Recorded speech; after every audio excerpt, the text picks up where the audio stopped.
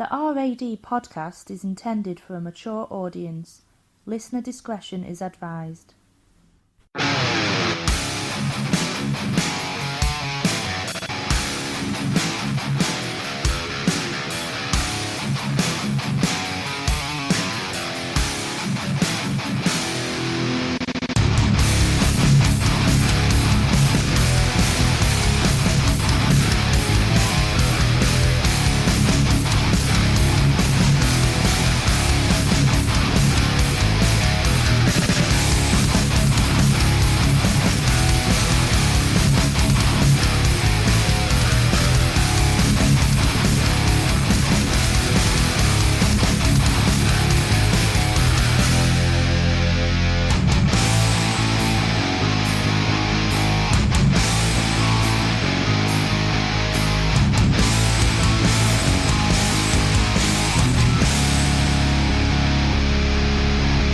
Hi, and welcome to this week's edition of the late RAD podcast. I am your host, Paul the Hat Guy Flinders. Joining me this week, we have the staple of the RAD podcast, Darren Truby. Hi, I'm Dave Benson Phillips. That's stolen.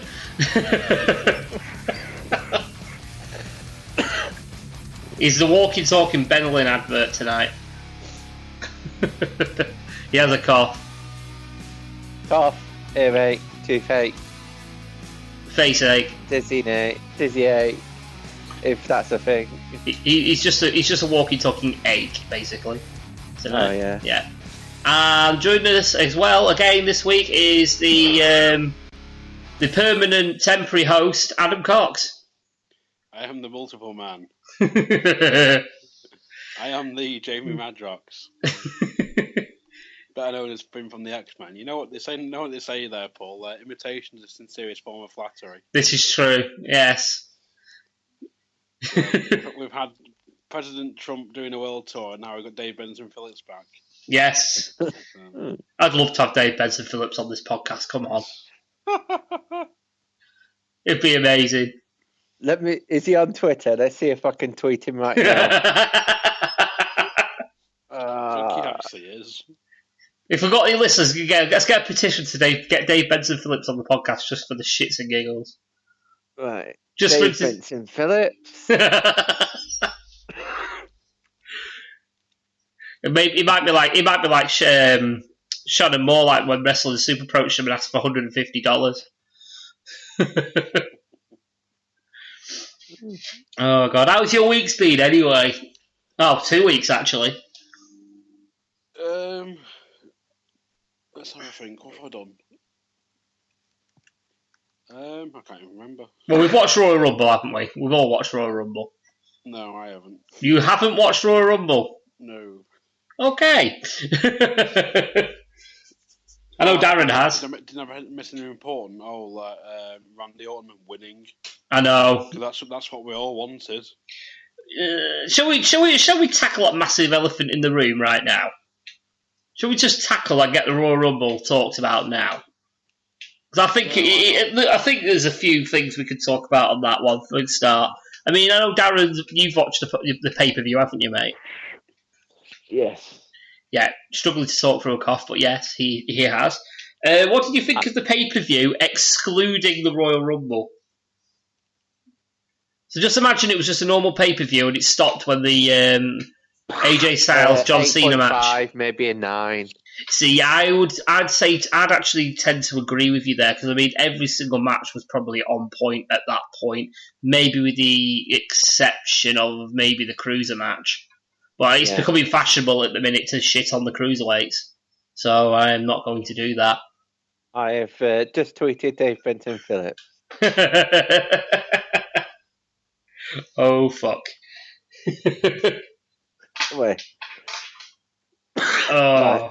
What I mean about is the Royal Rumble has been a time for surprise entrants, funny entrants, a lot of funny ones, a lot of unfunny ones and stuff. See, we did get the pseudo funny entrance. Don't get me wrong; it's the surprises it was lacking.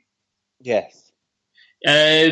Actually, before we talk about the Royal Rumble, let's talk about a few of the matches that happened before the Royal Rumble. Namely, the AJ Styles John Cena match. Now, what did you make of that? I enjoyed it. What was it? What made it great for you? What do you think? What made it great? Well, it was just 1 minute you're thinking, oh, John Cena's going to win. Next minute you're thinking, oh no, it's AJ Styles. You're just not sure who was going to win it. And then I was totally saying, yeah, it was AJ Styles. We're going to win. He's going to win. But no. You see, I think it was. You could see it from Mars that it was going to be a John Cena win to take it, to get the tied with the man. But it was perfect timing for him to take the belt because they could easily take it off him at Elimination Chamber, yet not make him damage him too much, if you will what I mean. In retaking the belt off him, because the rumours are it's going to be Randy Orton, Bray Wyatt at Mania. So a good way, obviously, the Elimination Chamber is good, good time, and obviously they had that in mind when they booked Cena to win the strap. But for the match itself, you could tell that Cena and AJ Styles were on top of the game. I mean, as much as people like to shit on John Cena, he knows how to pull a fucking great match out of the bag when he needs to. Big match, John. JBL likes to call him. He is brilliant. No doubt about it. In the past 10 years, we've not seen someone has done this in the past 10 years as much as he has. Well, this is it. I mean, for the grand scheme of things, he's worked really hard. He's had relatively little time off, injured. Now, he has had a few niggles, obviously, here and there, don't get me wrong, but on the grand scheme of things, he's basically been a fixture for the past, 15 years? And, yeah, he's been number one for that many years as well. I mean, back in 99 and all that, Attitude Era, you had loads of different wrestlers that you can count on, like Undertaker, Rock, Stone Cold, Mankind, Triple H and all this. They're all but when he comes in, it's been John Cena. JBL's been there. You've had, before he died, Eddie Guerrero and all this. But he's constantly, for the past 10 years, he's been on point. And he is the face. Mm-hmm. Yeah, I'll agree with that. I mean, when he's been around in a time when there's not been the star power that there has been, was like in the Attitude Era. I mean, you had guys like The Undertaker in his prime. You had, The Rock, Stone Cold, people like that, Triple H. And in fact, arguably everybody in DX. But when you go forward maybe 4-5 years after Attitude Era, who have you got? Orton, Cena, Batista. Yeah. Edge, arguably. That is... Sorry? I'd put Edge in there with that. Yeah, Edge. You got Edge, obviously. Eddie go.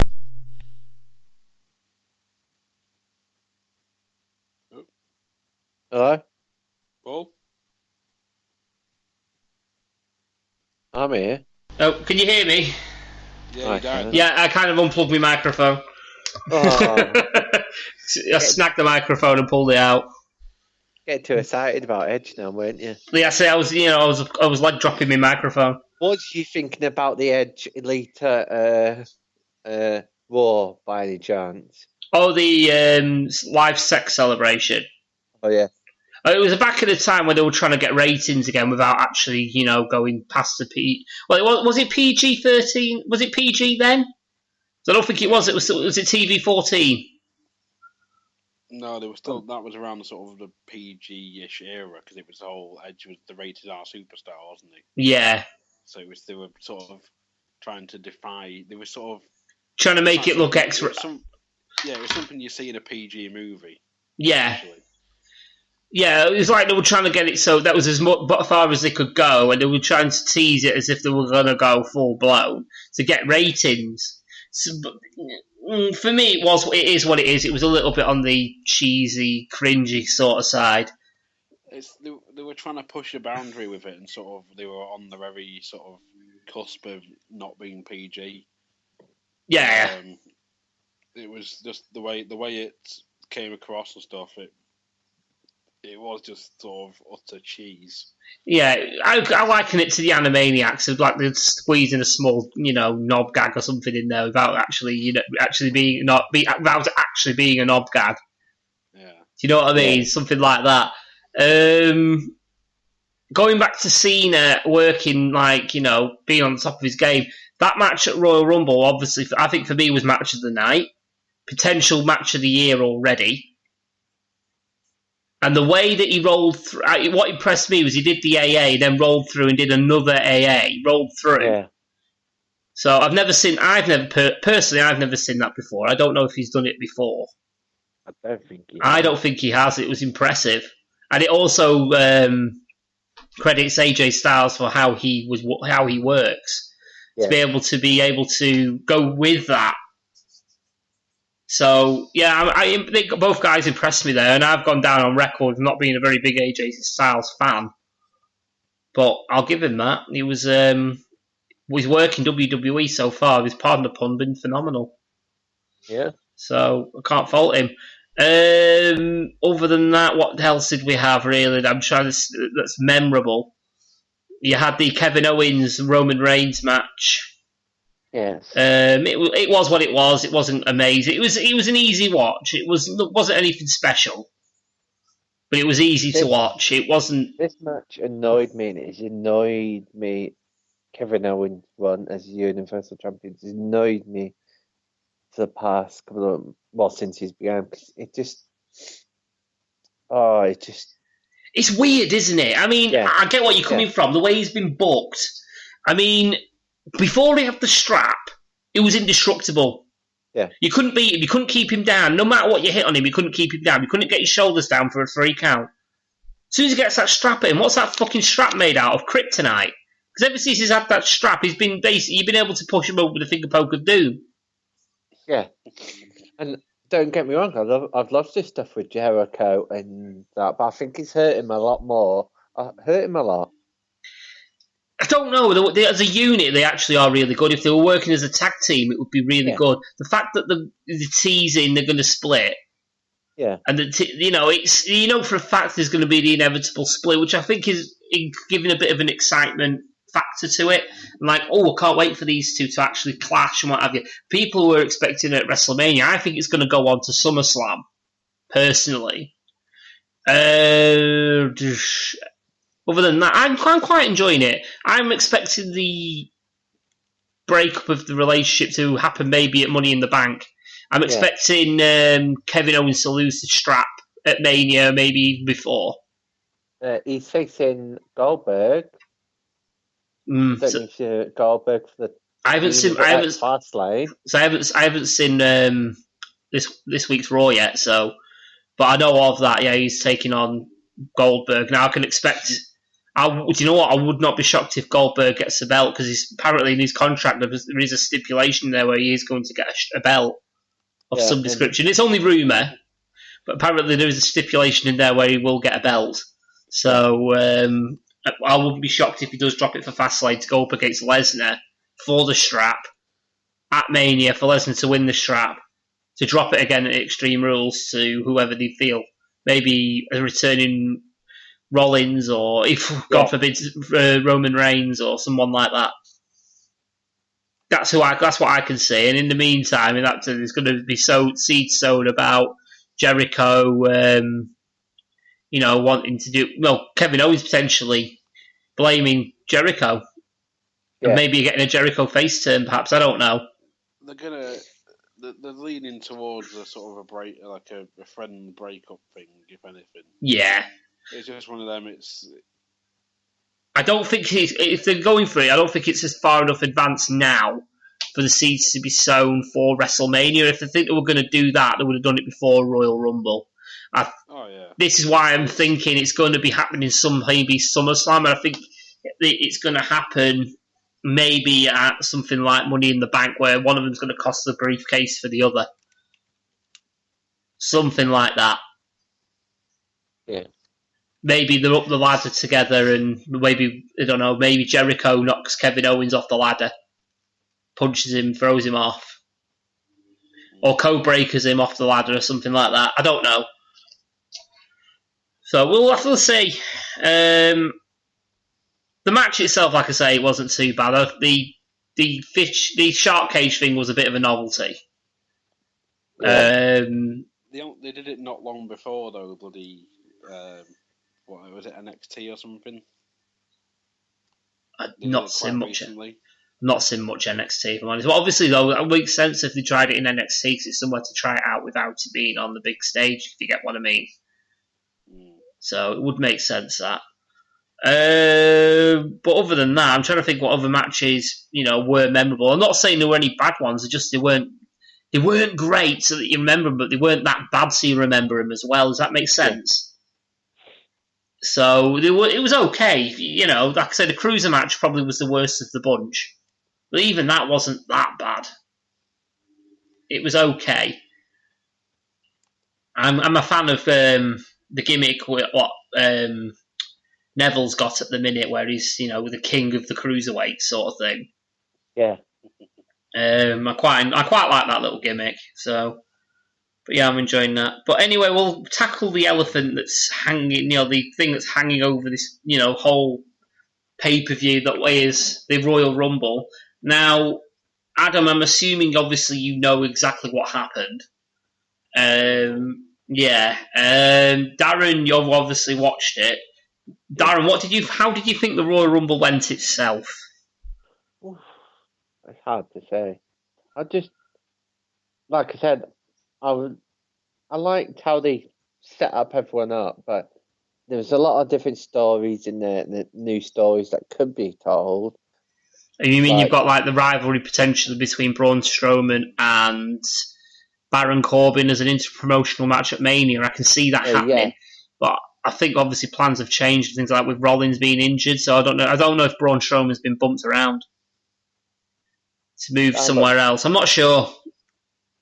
It was like, how do you keep Braun Strowman strong, but not? And that was the way.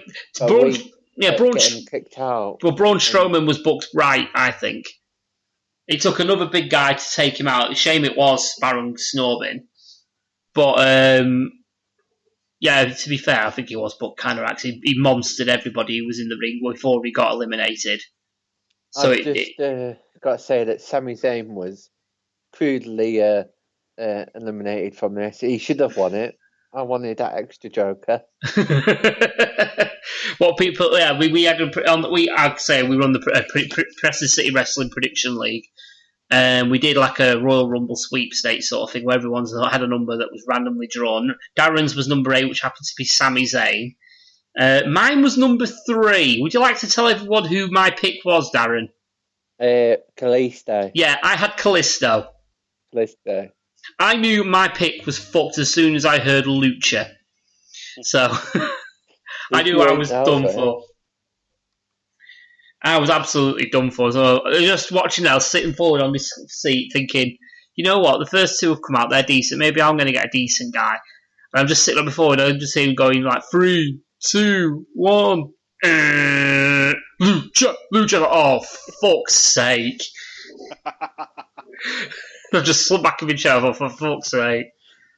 That reminds me, I'm sure I did that once at, I think it was one of the PCW Rumble shows. I think someone came out and I just remember me and my mates both sort of in unison just went, for fuck's sake.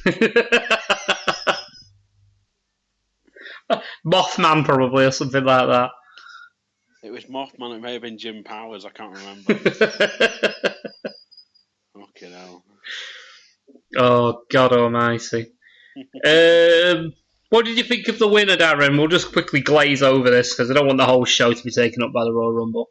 Randy Orton, yeah. I thought... Yeah. Yeah, Orton. Can't wait to see... I hear snoring in my head. Like I've never seen them before. I've not seen them wrestle before. What is that? No one's seen him wrestle because he just makes everyone fall asleep. Yeah. The only thing he's got for him is his RKO, where you can use it for anything. But I'm not being funny, but if you got Randy Orton if you see Randy Orton in the ring, and if I'm talking as if wrestling is a legitimate sport right now. Yeah. All right. If Randy Orton's in the middle of the ring, what do you not do? Climb the turnbuckle and fucking dive at him. So what do they do? Climb the turnbuckle and dive it. Gee, he's never done turned this into an RKO ever, has he? Oh wait, I'm snoring now. There's all this. I had this conversation with a good friend of ours about believability in wrestling, and he came onto a massive diatribe about how we need to suspend our belief. Now, I do, in a way, agree with him. But the problem with that is wrestling is meant to be a faux sport. Well, it's that thing of like, it's the RKO out of nowhere. It's like, well, no, it came out of somewhere. Yeah, it's the opponent climbed the turnbuckle. Yeah, and jumped off in a Randy Orton match. This is it, RKO out of nowhere. Well, it's in his arsenal, so you do expect it at some point. It'd be a little bit different if the Big Show pulled one off. Oh, come on, that'd be awesome. It's a bit different. Believability, I think the conversation we'll talk about was guys doing flips just for the fuck of it. Now, I think Coxie saw this conversation because he did go flip-de-doo in the middle of the conversation. So, yeah, so Coxie is aware of this conversation. But I remember saying to Mark was... look, I understand a flip's being in the match. I do like the odd flip in the match, but I want them to mean something. It doesn't mean anything when someone goes from a standing moonsault into a standing, Phoenix splash, goes on the top rope and does a reverse 450 splash, and then they kick out. I mean, what they got to do to finish them off? Literally pull a gun from the tights and shoot them in the fucking head. Yes. Do you know what I mean? It does my head in, that sort of thing. I mean, you've done that. How are you going to finish them off? If those three moves in unison don't do anything, how the fuck are you meant to finish them off? And what's even more infuriating is if you get that combination and they'll pick them up off the floor and Irish whip them and get reversed. It's like, yeah, you've done all this damage which would normally kill somebody off in another match, but I'm just going to shake it off and I'm going to do a fucking... throw you outside the ring and I'm going to do a suicide dive to the outside. Well, to quote what I actually said mid-conversation, this was covered in one of the early episodes of The Lost Art of Wrestling. It was flip-de-doo, bro! Flip-de-doo! Simply because we sort of ran down the Ricochet Will Ospreay match from New Japan. This is the example I was thinking of as well. I mean, it's ridiculous. I mean, I am impressed with it as a physical art form, as a, how shall I put it, a feat of, athleticism. But I'm not being funny, if it's a competitive environment which you are trying to portray as a faux sport, why would you think, right, my best form of hurting someone and getting some damage on them to the point where they stay on the floor is if I run at the ropes and do a handspring elbow, rather than going up to them and going to elbow them in the face? That sort of makes the difference between that sort of strong style and then the sort of high flying style, really, though. Yeah, there's that as well. But I mean, when you're thinking you've done enough damage, I'm not going to. You go for the pin as many off times as you possibly can, rather than go, right, I'm going to pick them up and Irish whip them in, and I hope they don't reverse this. It takes, for me, like I say, it takes away the believability of it. And I know people like Mark will say, leave the believability at the door. I'm not being funny, but it's not The Walking Dead. It's not sci-fi. It's something that people pretend. When you were 10-year-old, you thought it was real. Something that people still, my age, might think is real if they don't know any better. Does that make sense? Because it's portrayed supposed to be as an actual sport. Yeah. So, yeah, that's my 2 pence on it anyway. It's the believability side of things. I like flips, just don't overuse them. Yeah, I like flips, just don't overuse them. Just don't use him as regular Arsenal. It reminds me of the bit on Beyond the Mat with Dennis Stamp when he's on the little trampoline. He's like, I don't do flips, I just jump. I think Grado copied it. Just got visions of Grado doing a Phoenix splash. It's fucking magnificent. It's when he's like going the whole angle of like trying to get signed twice his view, and he's like doing the whole like Dennis Stamp workout. Oh yeah. Garden. He's like, I don't do flips, I just jump. I've seen that. It's brilliant. And we'll move on anyway from that, from the Rumble, because I've got a couple of more wrestling topics that we can run down. Obviously, the Royal Rumble is the beginning of the Wrestlemania season. What I want to know is, are you guys looking forward to Wrestlemania this year after the disappointment of last year?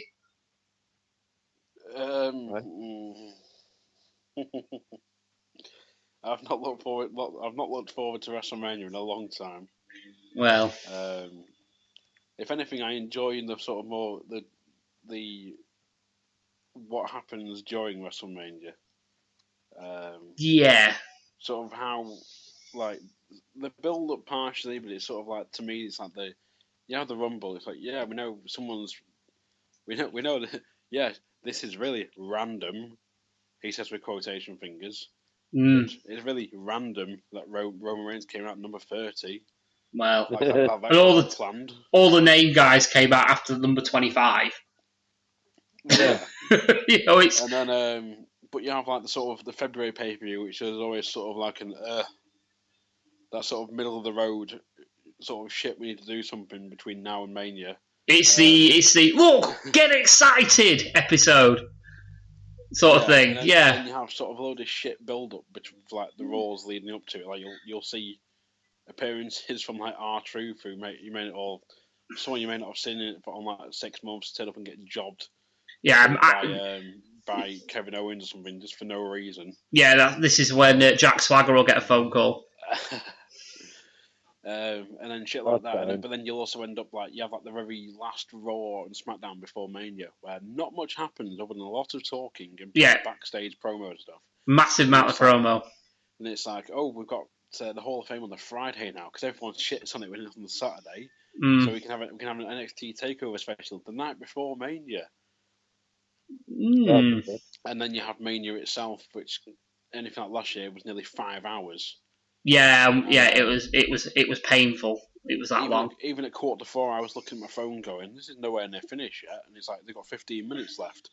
How are they going to do 3 matches in 15 minutes? I was like, oh no, it's now 4:10 and it's still going. You still got a match left.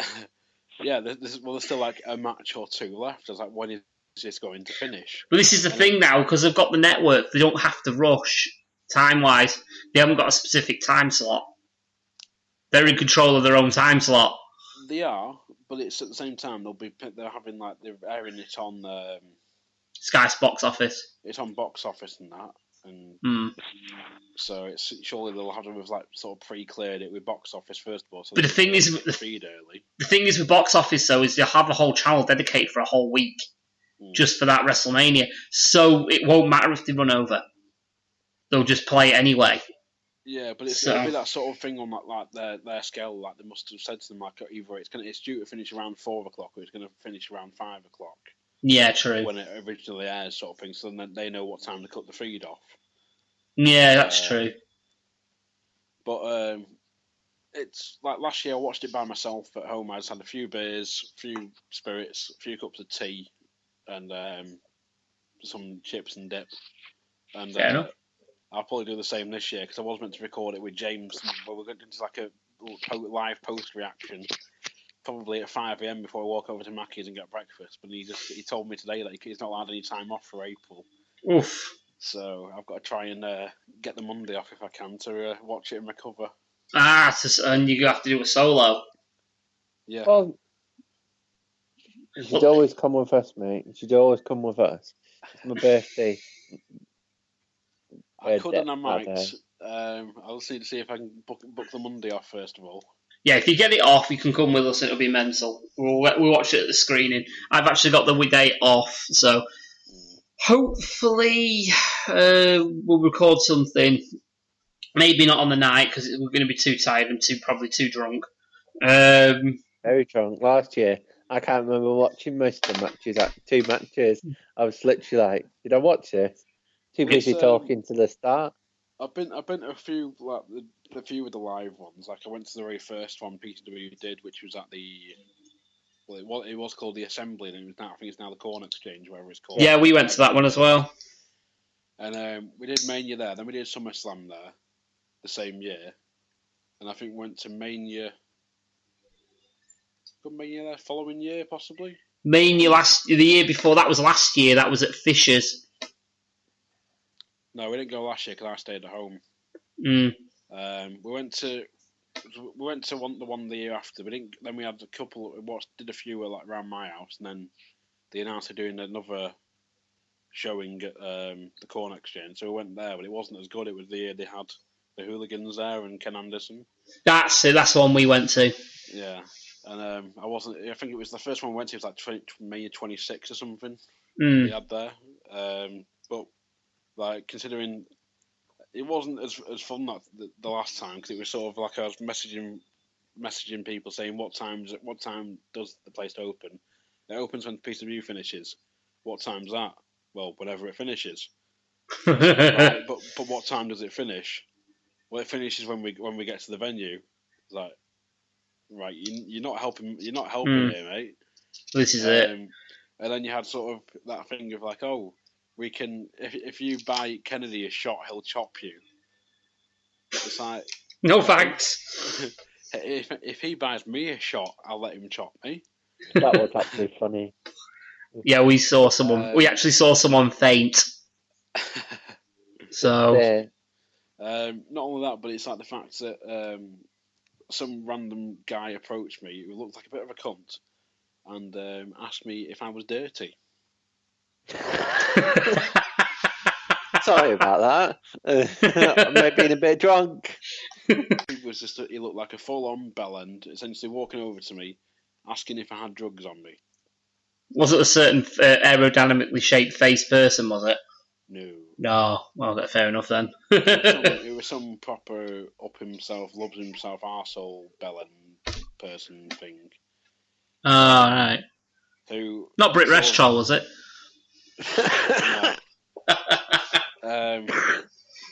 The guy was just a bit of a bellend, and he walks over to me. He just looks at me. He goes, "Yeah, mate, you dirty." I was like, looks at my mate. I was like, "What?" He went, "I'm not talking to him. I'm talking to you. Are you dirty?" And I just went, "No, get the fuck out of here." And he just went, "All right, whatever," and then walked off. Yeah. And I was like, I looked at my mate. I was like, "What the fuck was that about?" He's like, then one of my mates went, "I think he's asking if you had drugs." I was like, "Do all that sound that carries drugs on me?" Like, would I openly sell them to him in the middle of a bloody in a nightclub sort of thing? Like, have a day off, mate. You know. Yeah. How about no, you crazy Dutch bastard? Well, at least if you're gonna do drugs, just do enough to OD. Yeah, just do enough to OD and just leave us alone. But yeah, I quite enjoy the whole day for that day. It being PCW, I've gone on record as saying I am a Rumble mark. I love Rumble style matches, and PCW has their Who Dares Wins match, which is basically a Rumble. That same night as a WrestleMania screening. So for me, it's like the wrestling Christmas of the year. Yeah. You know, so the thing is with the Rumble, it's like every company now does one. Yeah. And it's like it's open. I do like the variants of the names, though. Like, for example, PCW has the Who Dares, they call it the Who Dares Wins match. And that name does make sense. The ICW has Square Go. The Square Go has the added thing, though, where it's 4 or 5 of the entrants randomly get a weapon. I did not know that. Yeah. They get that. At least I think it's 4 of the entrants get randomly given the weapon, because I would read the results on Wrestle Ropes. It tells you who came out with what and what entrant number they were. Oh, okay. And I think it was last year. It's like Jack Jester, dildo. Like this year, it was Wolfgang, sink. So. Yeah. Okay. Fair enough then. So they've got, like I say, that's got a bit slightly different twist to it. I'd love to know any more different companies in the UK that have a like a Rumble style match with a little bit of a twist to it, or at least a different name to it. I mean, a lot of places just call it, like, for example, insert name of company here, Rumble. You It's know, either that, or they go to the length of calling it a Royal Rumble, or something like it's like, oh, it's a 30-man over the top battle royal. It's like, yeah, it's a Rumble. Yeah, it's a Rumble. It's a Rumble. So yeah, I'm looking forward to it anyway. But I'm looking forward to WrestleMania not for the actual WrestleMania event. I'm looking forward to WrestleMania Day because obviously I've got basically a feast of wrestling that day. Yeah. Because I've got PCW, and then I go to watch the screen, and I'm basically just hanging around with mates, drinking all day. So really looking forward to it. Not this cough is not like a wink, but that actually did work. It's somebody's birthday as well. Oh, Adam, is it your birthday? Apparently, it's Dave Benson Phillips' birthday because imitation is a sincerest form of flattery. Oh right, okay. No, so it's Dave Benson Phillips' birthday on the same day. I was like load of guns that day. Oh wait, I better not say that way. You can ask for something that sounds like Gunge. What? Starts with CL. Carling. How does Carling start with CL? Oh, I thought he said CA. It starts with CL and sounds like Gunge. Right. And let you off there. Right Okay. in the handbags. I don't do it in the handbags. I'm gonna say I'll speak to someone called Darren for you. So, but anyway, we'll move on anyway. So you were saying the other day, Coxie, you found some Poundland stuff. I did. It was just a couple of more DVDs. There's nothing wrong with that, mate. I've got to try and what they are now. I remember one was the Transformers movie, the animated, the 80s Nice. one with Unicron. Nice. You got the touch. Yeah. You got the wondering if it has that on them because it looks like it's like a budget re-release. Oh fuck. So I'm wondering if it has that on or not because it's like they did that with Wayne's World. Like they recently released the original version and they released like the B&M version, which is like a budget version. Which has all the copyright music cut out. Don't see. I have that. I have a Wayne's World DVD. Now I've had it for a while, and it's a 2-discer. Yeah, it has 1 and 2 on it. Wayne's World 1 and Wayne's World 2. It's a red case. I'm looking at it now. Yeah, if I remember rightly, it's the budget version, which possibly has all the actual music copyrighted, like all the copyrighted music cut out of it, or edited, so it's like cheap, free stuff. Do you know what? He's not wrong, because I'm looking at the back of it now, and there's a little white box on the back that says Wayne's World 1 and Wayne's World 2, and it says, and I quote, some music has been changed from the original version. And I have never noticed that. You don't have Queen. There's the bit that stands out for me. They actually aired it on TV once. I think it was like I can't remember what channel it was, and they aired essentially the budget version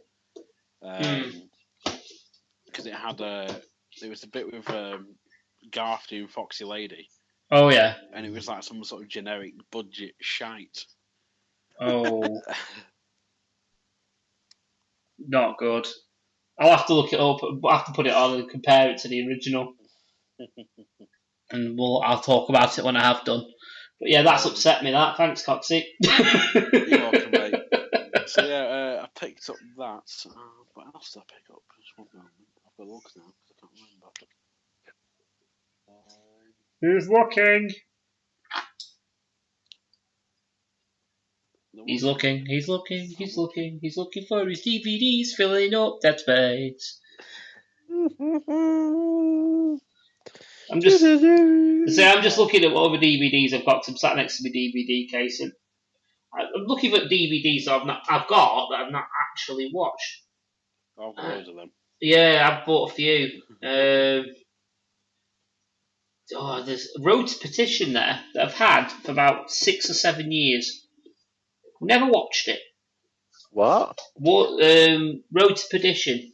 Oh, Tom Hanks. It's actually still got the cellophane wrap on it. Oh, I've had a few movies like that before, but then I've gone, right, I'm going to have to watch it. Halfway through, I guess, sod it. On the plus side, I've just been having hold of a DVD called Mallrats, so that's nice. Oh, yes, that's one of the Fucking best. amazing film. You're wrong if you think it's not.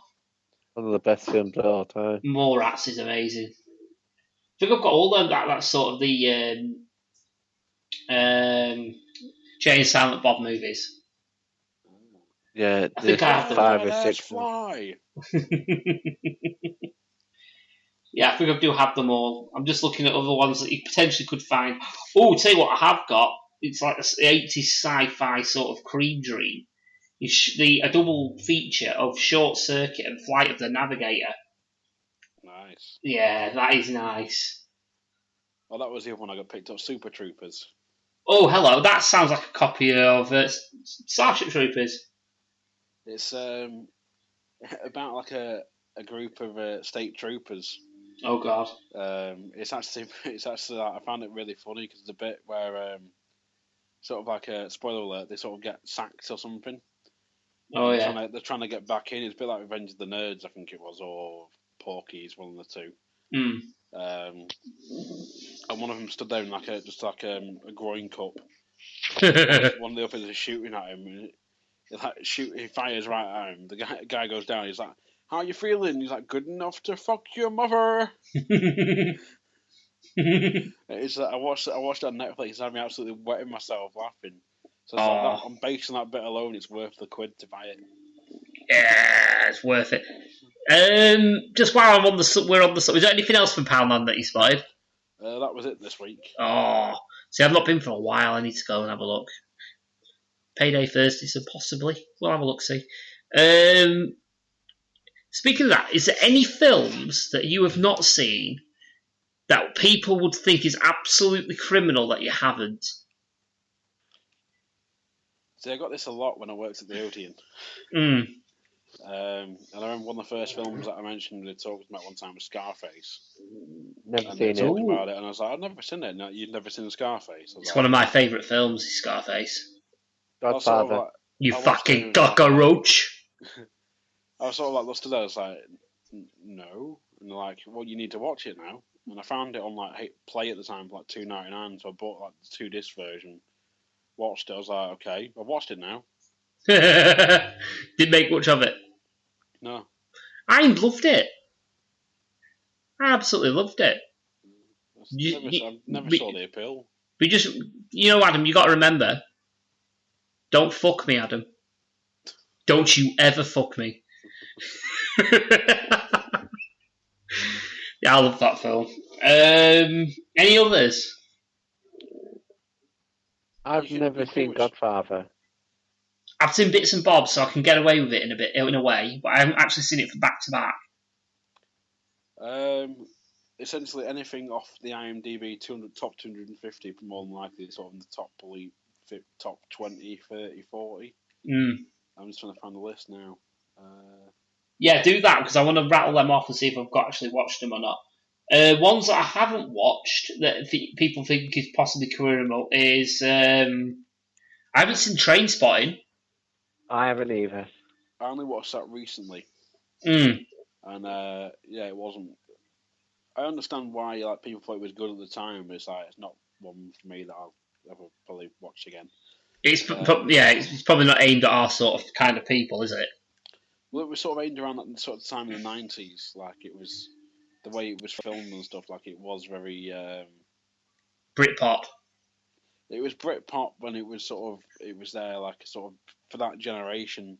Yeah. Like, it appealed to people, but like I've just watched it because everyone's like, "Oh, you need to watch it." People in their 40s about now. Yeah.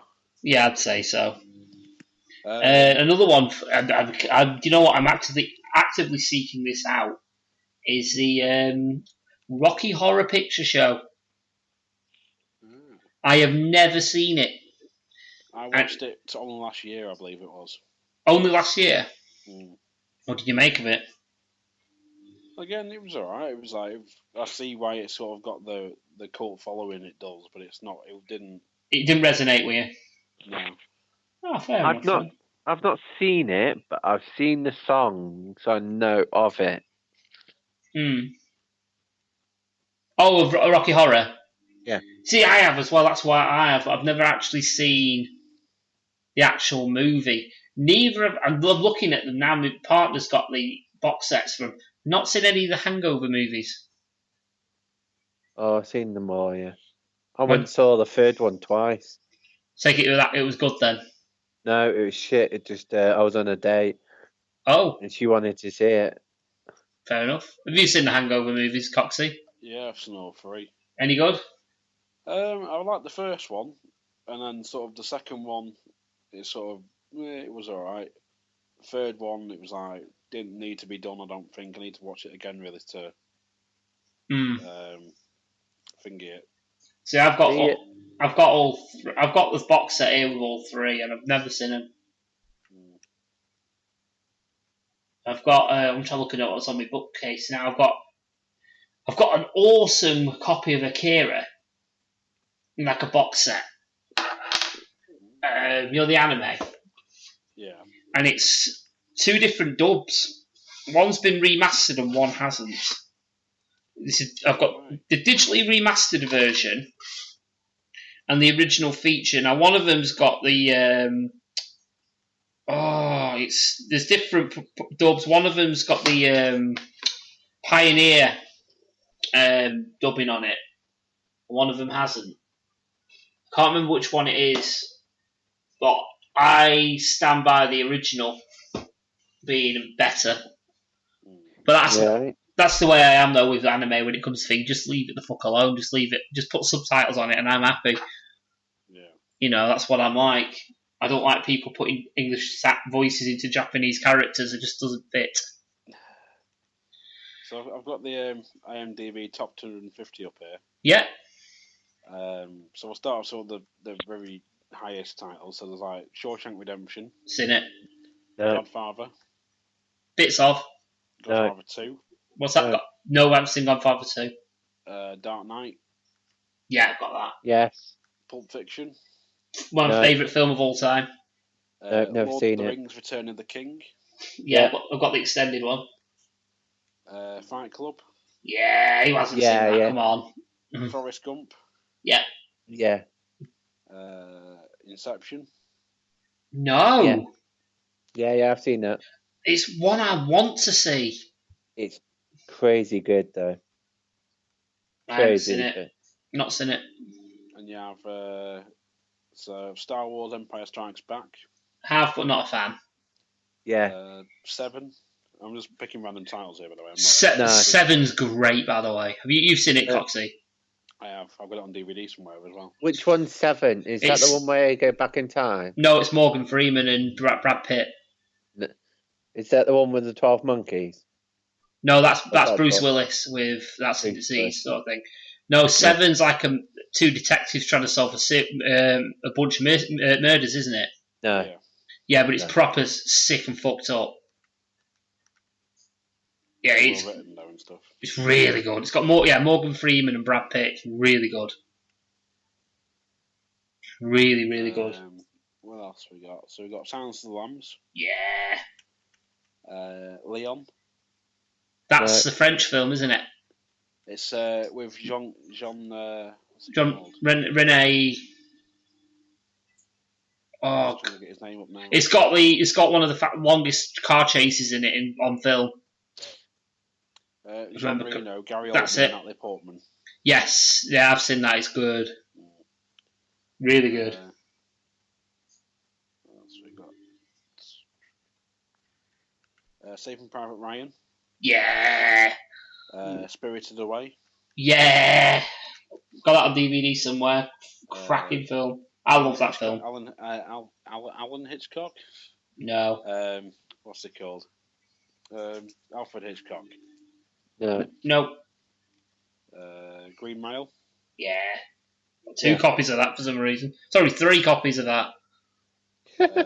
Raiders of the Lost Ark. Yeah. Yeah.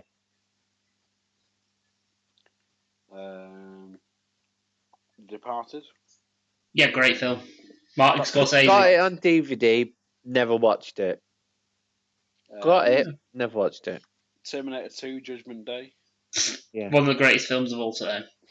Back to the Future. All right. Lion King. Great film. Alien. Great film. No, never seen it. Cracking film. Django Which is Unchained. weird. Django Not- Unchanged is great, by the way. Not seen it, but I want to. Tarantino movie, fantastic film. I've got it on DVD. You may borrow it at some point. That's the one where DiCaprio actually cuts his hand. Yeah. He just he carries on and puts it in the actual movie. Improved it. He used it. That was really good. That was really good. I do rate DiCaprio as an actor massively. So. Oh yeah, he's a good actor. He is one of the A+ actors. Yeah. Oh, definitely. Then you got stuff like American Beauty. Not seen it. Yeah. Remember the cover though. Princess Mononoke. Seen it. Good film. Only seen it once though. Reservoir Dogs. Yeah, come on, Tarantino fan. No. Full Metal Jacket. Yeah. Toy Story 3. Yes. Yay! That's on the list. Toy Story. The original Toy Story. Yeah, come on, I've got kids. Inglorious. That's a silly question, Coxie. Monty Python and the Holy Grail. Yes. Scarface. Yes. No. Rashomon. What's that? Rashomon. No. No. I don't even heard of that one. It's a 1950s. I think it's Japanese. I think it's Japanese. Yeah, it is. A heinous crime and its aftermath are recalled from differing points of view. Yeah. So it's like a courtroom drama sort of thing. No, it's a story about a priest, a woodcutter, and another man are taking refuge from a rainstorm in the shell of a former gatehouse called Rashomon. The priest and the woodcutter are recounting the story of a murdered samurai whose body the woodcutter discovered 3 days earlier in a forest grove. Ah. Oh, maybe then. I'll give it a whirl, I think. Apparently, from what I'm reading, it's meant to be like a sort of well-known masterpiece. Alright. It's a crime drama mystery. I'll give it a whirl, I think. Then you have stuff like Good Will Hunting. Not seen it. Seen half of it. What's that? Metropolis from 1927. No. That's one. Is it a silent movie, that one? I'm not sure, actually. I'll have to give it a look. I think it's an animated one. I'll look at. It'll be probably on YouTube somewhere. I'll have a look at that. In a futuristic city sharply divided between the working class and the city planners, the son of the city's mastermind falls in love with a working class prophet who predicts the coming of a saviour to mediate their differences. That's probably because of vision before its time, if you know what I mean. Yeah, it's a German film. I'll give it a whirl. What's it called? Metropolis. Yeah. Right. It's probably on YouTube by now if it's from 1927. Yeah, I'd have thought so. I'll give it a look, see in a bit. And you have stuff like there's Raging Bull. I've not seen it, but I want to. There's the recent Hacksaw Ridge. That's supposed to be phenomenal. That's sat at 119. It's meant to be fucking brilliant. And then you got Die Hard. Yeah. Yeah, come on. The film that is an actual Christmas movie. Maybe I hope that's the highest rated Christmas movie.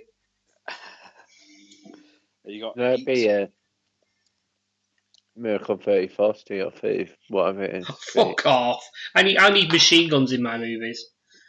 You got Heat, The Great Escape, Inside Out, My Neighbor Totoro. Yeah. What else? Blade Runner. Do you know what? Blade Runner, I keep trying to watch that bastard. I mean, I'll watch it, and I'll get to a point, and I'll stop watching it, and I don't know why. It's a great film, I'm enjoying it. I just end up either falling asleep or just turning it off. It's Probably doesn't sit well with you, the fact there's like 5 different versions of it or whatever. Oh, I didn't even fucking know that. I know there was obviously 2 different endings, but don't tell me there's 5. Oh, there's like I've got the a box set which I bought. I think it was like 15 quid, and there's like 4 or 5 different variants of the film on there. Fucking hell. So there's like the original theatrical cut. There's like the second extended cut or something. There's another cut. There's I think it's like the original work print edition or something. There's a director's cut. There's an extended director's cut. God.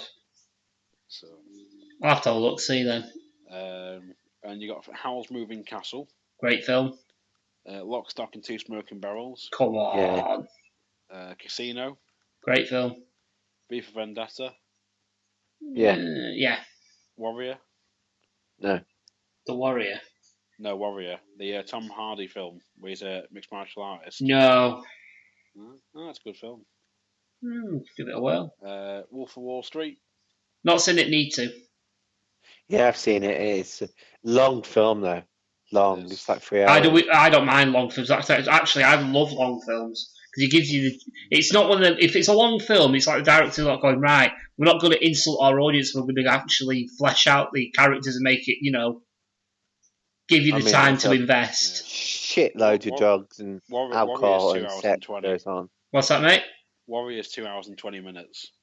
See, I think if a film goes on for longer, arguably, for me, usually 9 times out of 10, I find I enjoy it more because I get more time to invest in the characters and the story and this, that, and the other. Which is why I don't mind watching the extended cuts of the Lord of the Rings films because they are longer and because I get a chance to look at the the characters themselves more.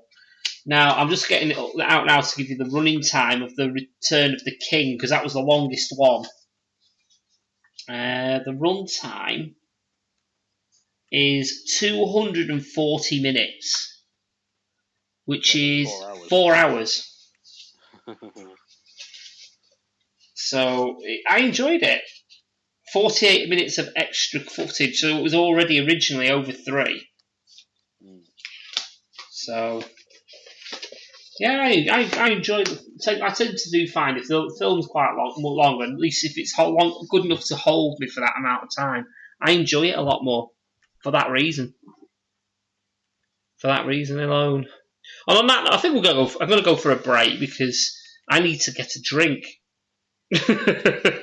So we'll be right back after these very short messages. Hi, I'm Coxie, better known as the host of the Lost Art of Podcasting. We cover reviews, opinions, listener-submitted topics, even interview special guests with our own odd sense of humour thrown in. You can listen to us on Spreaker, Stitcher, iTunes, YouTube, even Castbox, whatever that is. For more information, find us on Facebook by searching Lost Art of Podcasting. Follow us on Twitter at Lost Art Podcast. So join us, shall you?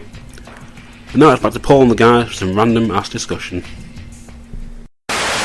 Don't forget to support us on Facebook by going to www.facebook.com/UKRAD podcast. You can also follow us on Twitter at UKRAD podcast. And you can also find us at Spreaker on www.spreaker.com/RAD podcast. And now we are on iTunes. So just search for us on iTunes and we'll appear. You can find the Lost Art of Podcasting also on iTunes. But you can also support them by going to www.facebook.com/Lost Art of Podcasting. And you can also follow them on Twitter at Lost Art Podcast. They also have a spin-off show called The Lost Art of Wrestling, and you can support them at www.facebook.com/Lost Art of Wrestling. You can also follow our friends at Mystery Island by going to www.facebook.com/back2 the island, and you can also follow the sponsor of the PCW Prediction League by Avant-Garde Security, and you can find them at www.avantgarde home-security.co.uk. They specialise in static security, shop security, and home and business CCTV. So if your business needs a little bit of beefing up in the security, or you just want to make your home a little bit safer, please go over to www.avantgarde-security.co.uk. Now it's back to the RAD podcast. Hi, and welcome back to the RAD podcast. During the break, I thought I was being a bit tired, a bit thirsty even, and I remember being given a sort of very dubious-looking drink. So, shout out to Hat Guy's mum again for handing me this. I love Hat Guy's mum. You have to get past Xander first. That's why Xander's not hearing it. Yeah, he's with my mum. I don't mind him. I don't mind calling him Dad. I might call him Dad in future. But yeah, my mum brought this out. She found it in my sister's fridge. Oh. For once, that isn't me. Anywho, yeah. In the middle of the break, I was counting down and said I was pretending to be John Anderson. So Darren gets the Gladiators theme tune. Yeah, Gladiators was amazing. It needs to come back, but properly, not this fucking cheap knockoff Sky Sports. Oh look, I'm Magnus, aka Oblivion. I once did I was like, everyone always wanted to do the Travelator and everything like that. Always wanted to do it. I didn't. I knew I'd fucking faceplant the thing. No way. Jump through that tape. Anyway, sorry, Paul. I've totally. You've taken my thunder away, you bastard. No idea what he's on about either. So. But yeah, I was in the break. I was a little bit thirsty. I remembered I had this really dubious can that my mother gave me, and she found it in my sister's fridge where she's living at the minute. And apparently, it was a Christmas present. I'm using in with quotation marks from my sister's boyfriend's employer. He works part time as well, on the side. Works on the side as a delivery driver for a Chinese takeaway, and apparently got given 20 quid and this can for Christmas as like a bonus sort of thing. Now, all I'm holding is it's obviously clearly a Chinese tin. It's even got Chinese initials on the top of the can engraved in. It's actually a really nice can. Is it alcohol, non-alcohol? I believe it's non-alcoholic. It is JDB herbal tea in a can.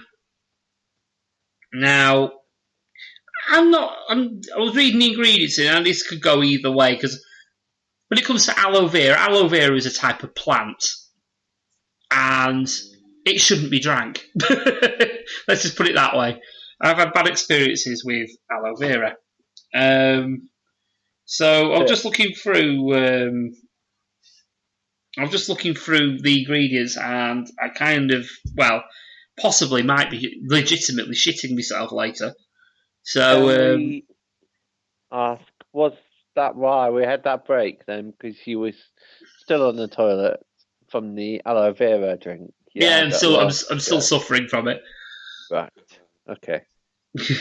But yeah, I'll go through the ingredients. It's basically water, sugar, mensona, whatever that is, white frangipani, whatever that is, micocross, whatever that is, Christophanarium, which is a flower, chrysanthemum or something like that, Japanese honeysuckle, whatever heel all is, heel with a dash and all, and Chinese licorice. This sounds fun. Sounds riveting. Yeah, energy, 112 calories per can. Carbohydrates to 27.6, of which of sugar's 27.6. So, yeah, it's It's in a gold can, and from what I can tell, it's in date. Okay, ugh. It doesn't actually have a fucking date on it. Yeah, there's no date on it. It actually does not have a date. It has some numbers, random code, and a time. But there is no... Oh, hang on, there's 2018. So would you like to do yeah, your it's last fine. will and testament now? Yeah. I've just figured out what it is, right? This Chinese writing, I've just put it through Google search, and it says it's Megamalt. It's Chinese Megamalt. Oh, fuck off. You dickhead. Anyway, I'm going to open it up. I'm just trying to find some information for it now, because I think I found the same stuff. Like a green tin with... Sorry, gold tin with, like, red Chinese symbols on it. I'll just put in canned herbal tea. You got... He's got Jai Dao Bao herbal tea. Okay, yeah, I think I found it. Jai Dao Bao. Yeah. It's Jai Dao Bao herbal tea is China's best-selling canned beverage. Oh. This is an herbal drink that's supposed to keep your body cool internally during summertime, or prevent you from getting heat up internally, and that's from Chinese medicine point of view. Deliciously refreshing. Oh fuck! See, we had this sort of advertising slogan for Megamalt, didn't we? So it doesn't fill me with confidence, really. But anyway, go on, mate. I was going to say, I think that's sort of it's. Obviously, the English hasn't translated over well. Chinglish. Yeah. The Chinglish. But yeah, I'm gonna bite the bullet and open it up and see what it's like. So I'm just opening the can up. Just tell me if you can. Hopefully, you can hear this. Did you hear that? Good, Yeah. good. It's nice and cold in the fridge, so. Before you do anything, we just need to set the tone here. So Go for it.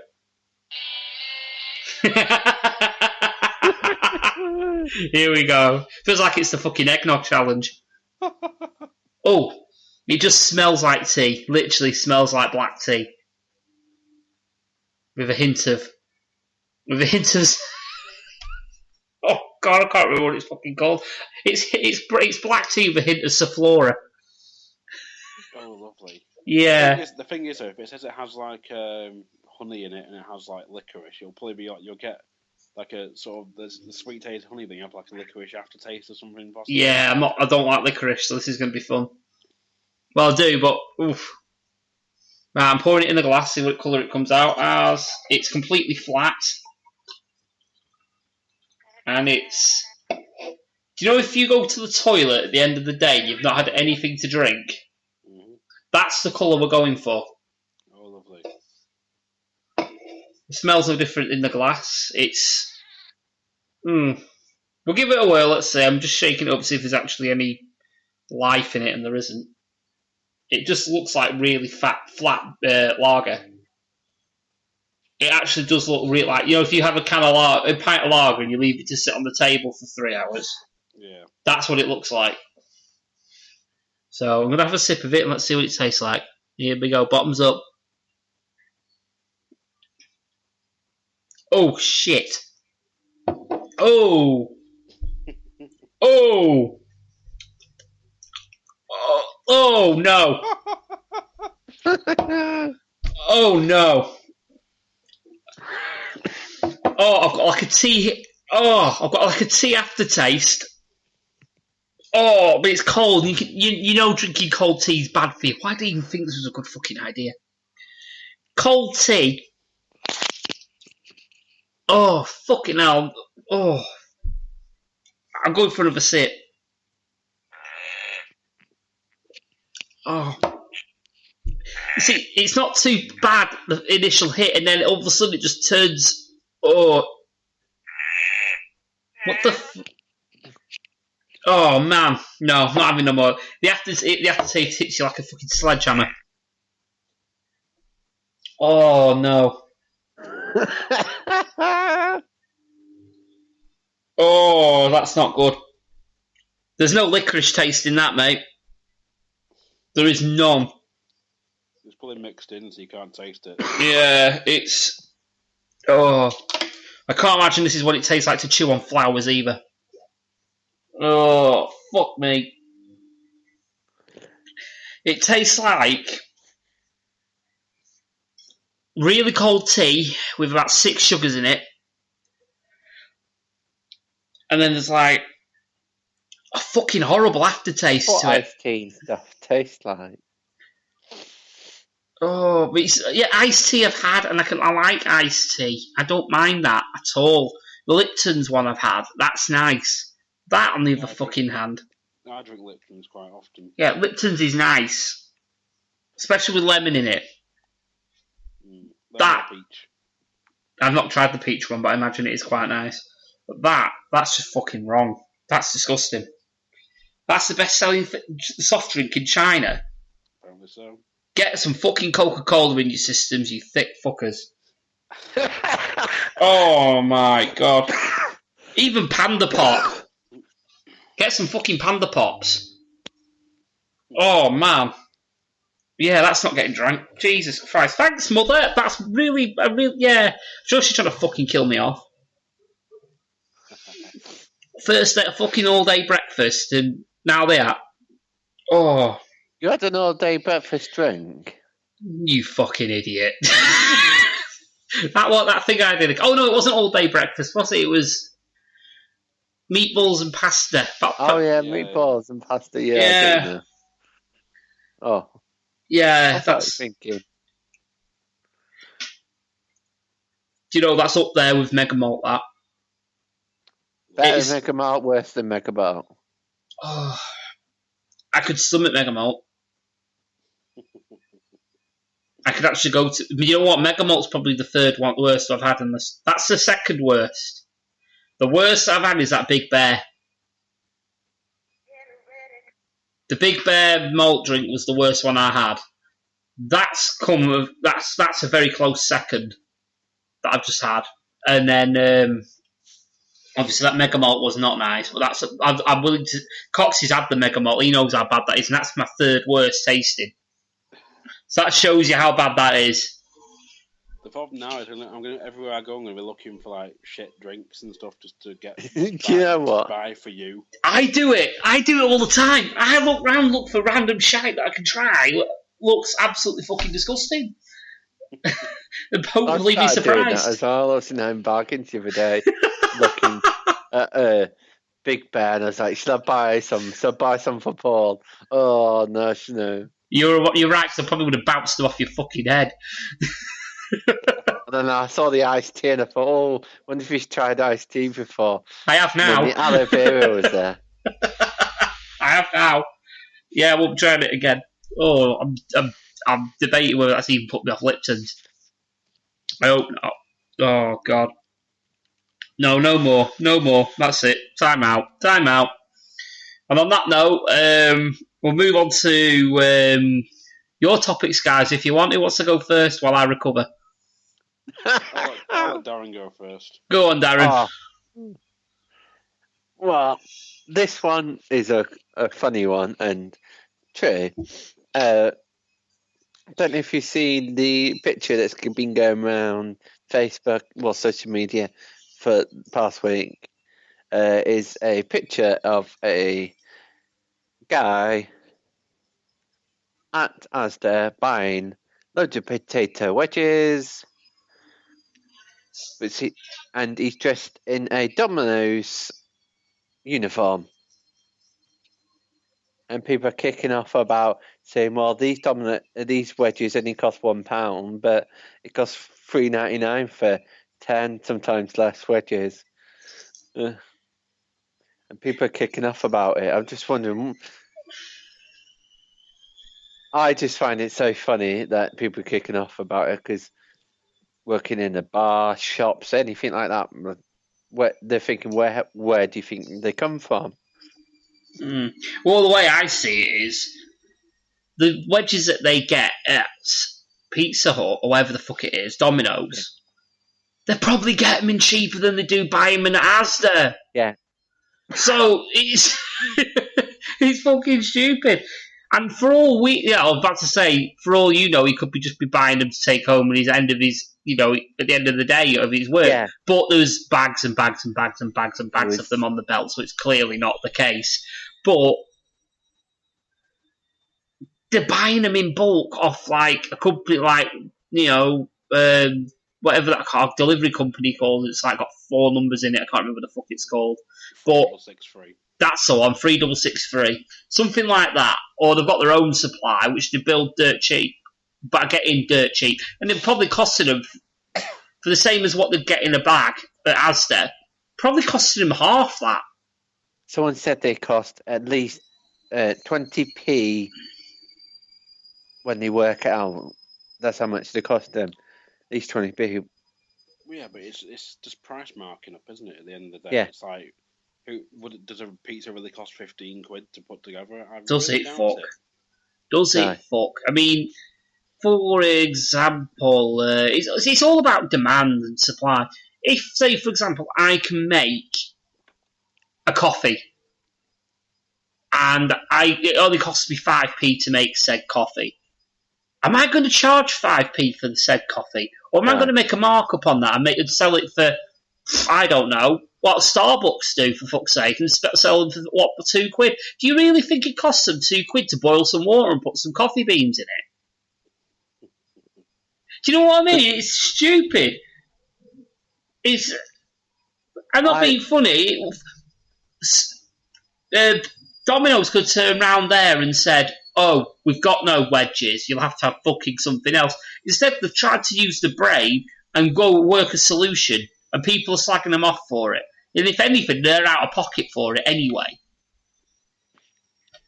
Yeah. I just Sorry.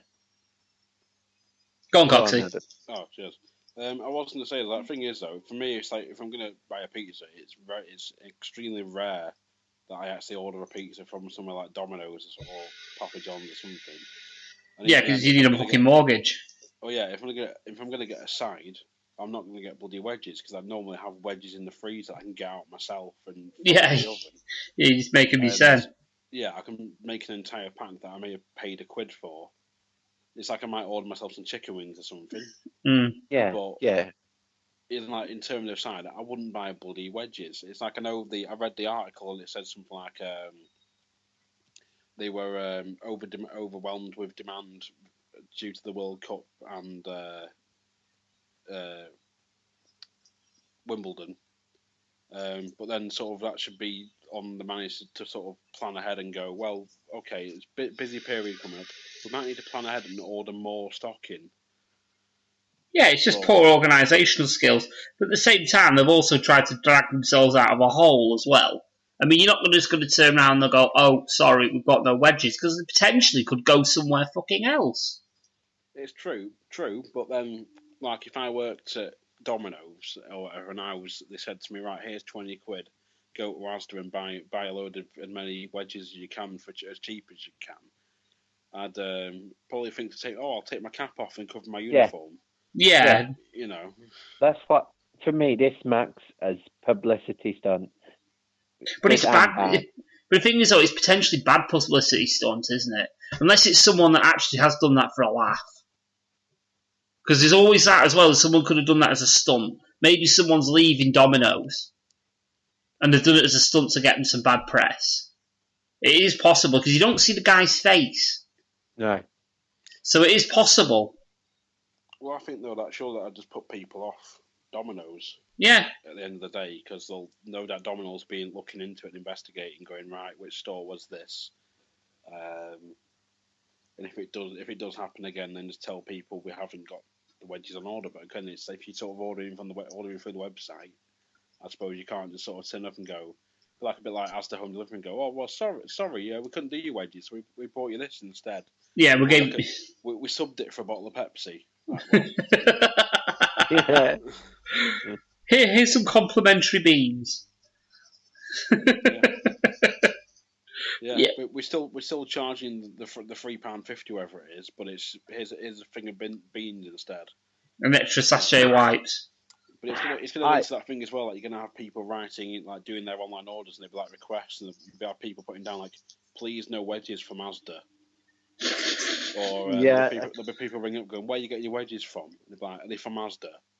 No, they're from our supplier. Oh, well, I don't think I'll bother anyway, but I'll just give me a pizza. Yeah. Yeah. But it's just good. It's just going to be bad publicity, isn't it? It's the same everywhere. You don't walk into a restaurant and go, "Oh, excuse me, where do you get your steaks from? Where do you get Yeah. your burgers from?" You guarantee one of them will say Lidl or something like that. There's been times when I've been at work and we've run out of milk because we're waiting for delivery to come, and it's like late, or they're saying, "Oh, we'll come late," so we've run out of milk. So we've had to rush to the paper shop or local supermarket and get milk. Yeah, Milk though, at the end of the day, mate, is. But I still find it funny the fact that he's wearing his uniform. He's like gone, "Oh, let's do some common sense. I'm buying all these. I'll just keep my uniform on." People won't think I'm doing that. It's like at the end of the day, though, when I was at Laser Quest and I'd send my staff out in the uniform to go and buy milk. I went out myself numerous times to buy milk and other bits we needed. Stuff like that. If we were buying like food in from Asda, which some things we were like cakes, but that's another story. Things like that. Then yeah, but it's like just to sort of drop my old boss in it. Her method for getting stuff sweets delivered, because we didn't have a sweet supplier set up. This is when I worked at the island. Yeah. Was ordering home delivery from Asda. Nice. But she wasn't ordering like proper M&Ms and stuff. She was ordering Asda's own brand, like peanut M&Ms. Yeah. And what I'm charging for what? Charging I think we were buying them for like £1, and she was selling them for £2. And I said to her, I was like, "Why don't we have a supplier set up, like a proper supplier, rather than ordering from Asda, because it looks a bit dodgy." Yeah. And she's like, "Oh, well, no one wants to deal with us." I was like, "Have you investigated properly?" But of course, I didn't know how to do my job apparently, so I just worked there. Yeah. You have no input because you're a slave. It was because I knew essentially what I was doing. It was in one ear and out the other. Oh yeah. Yeah, but when they need you. Yeah, I've been there, mate. I've been there. No, I pretty much wasn't needed. Apparently, they were fine fucking things up by themselves without my actual help and input. So. But like I say though, any port in a storm, at the end of the day, they'll come to you if they need you. But at the end of the day, you can turn around and go, well, yeah. But at the end of the day, because of that, you can turn around to someone and say, pardon me, get fucked. Yeah. You didn't value me input then. Why do you want it now? But oh well. Yeah, it's like though it's not the first time Domino's has been in shit for buying cheap wedges from somewhere. But it'd be the same though if someone in like a Burger King like uniform or something was like seen walking out of a Morrison's with a load of burgers. Yeah. Because they'd run out of burgers. Like you wouldn't say, "Oh, yeah, shit. Sorry, we've run out of burgers. We got one of our staff running into Morrison's." Like you wouldn't pay full whack for a Whopper, which isn't a Whopper. No. Plus, they do taste different. I know from experience they taste differently if they're cooked. It's how they're cooked. It's totally different. Because many years ago, I worked for a company that's no longer around. Was it Wimpy? No. No, it weren't Wimpy. Wimpy was the Burger King down the road, their freezers had broke and they couldn't get anyone in till the next day. Well, they said, so they borrowed our freezer for the day, for the night, and they said, "Oh, man," she said, spare stock. They said, "Oh, if you want one of these burgers, have them," like that.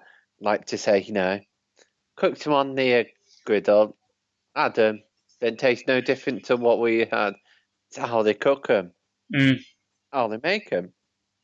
It's the Burger King, like the Burger King way, the McDonald's way, the Wimpy way. How they cook them, and I think that's the same as Domino's. It's how they make the pizza. There is a That's bit. why- Yeah, there must be some.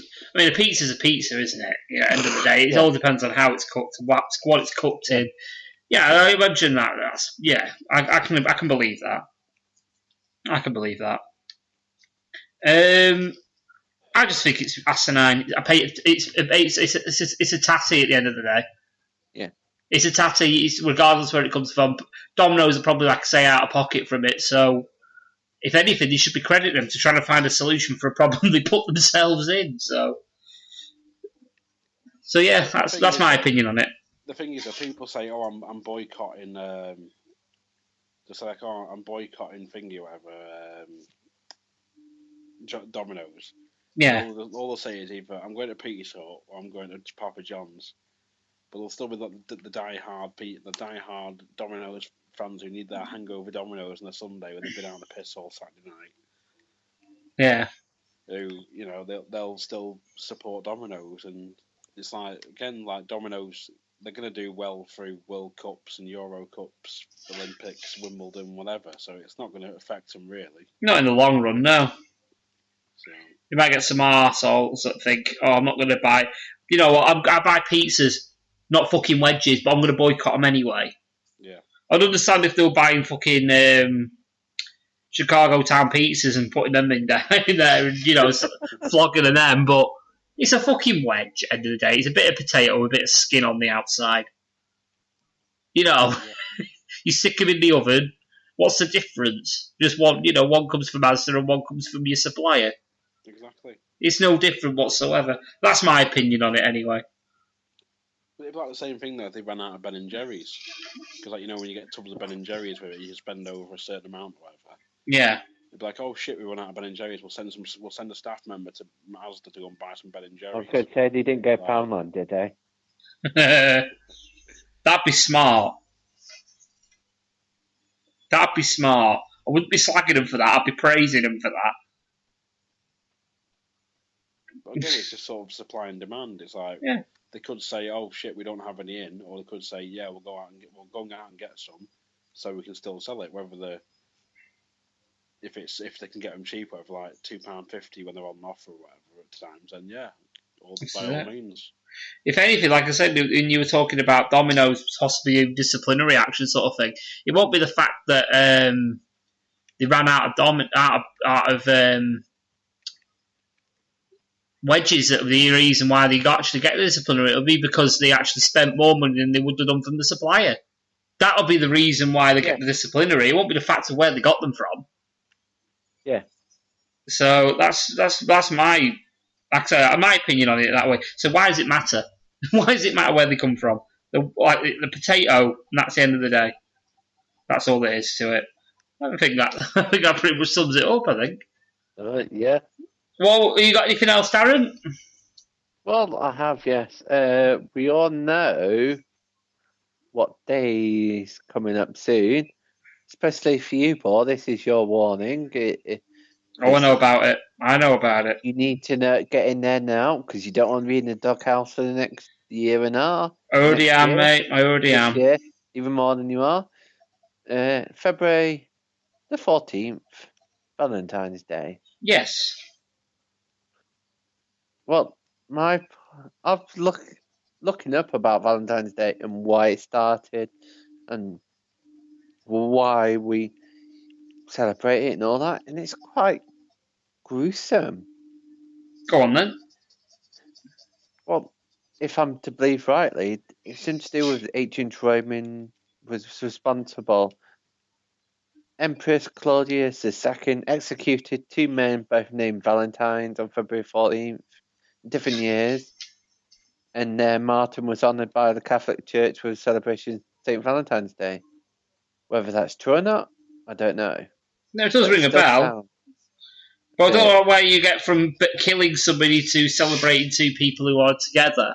Yeah. Or celebrating the fact that you like somebody. Because you celebrate Valentine's Day, people seem to think, oh, you need to be with somebody to celebrate Valentine's Day. Yeah. That's not true. Because the idea of Valentine's Day is to let somebody know that you like them without them actually signing it yourself. If you send a Valentine's Day card to somebody that you're not actually with, You're not meant to sign it. Yeah. You're not meant to let them know who it is. You can give them a clue, but you're not actually technically supposed to sign it. The idea for him is to try and figure out who it's from. If that makes sense. Yeah. Yeah. Look at the episode of The Simpsons where was it where Ralph Wiggum ends up getting with Lisa? Oh yeah, I choose you. Yes, but what's that?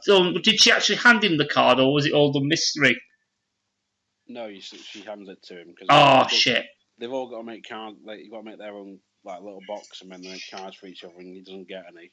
So she's like, here you go, Ralph. Oh yeah. Oh yeah, that makes sense. But I remember it being that you didn't sign them, especially if it was somebody you weren't with. But if it was somebody with, obviously you're going to sign it for you because they know who it's going to come from. Yeah. My thoughts on Valentine's Day? Yeah. I think it's over-commercialised shite again.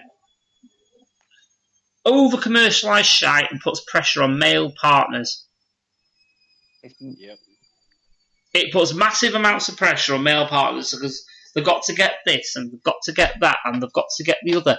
All the marketing, if you have noticed, is all aimed at males buying for female partners. Yeah. There is nothing out there that says anything about women buying for men. Or very, very little at least.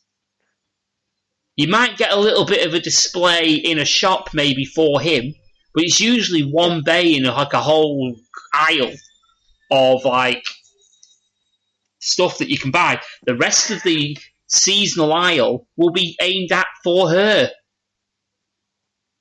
And then don't get me started on how many people are going to propose on Valentine's Day, and people they get some people are expecting rings, and the shit that can happen in a relationship if they don't get one.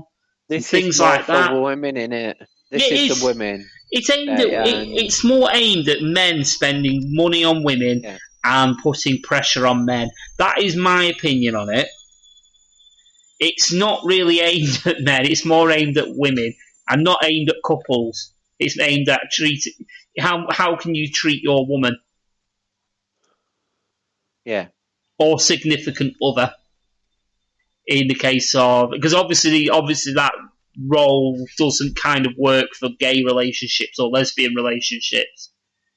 And here's another funny thing. Now you're talking about this is aimed at women. Did you know, and I've only just known this because I was searching about Valentine's Day and this came up. A month later is the male day.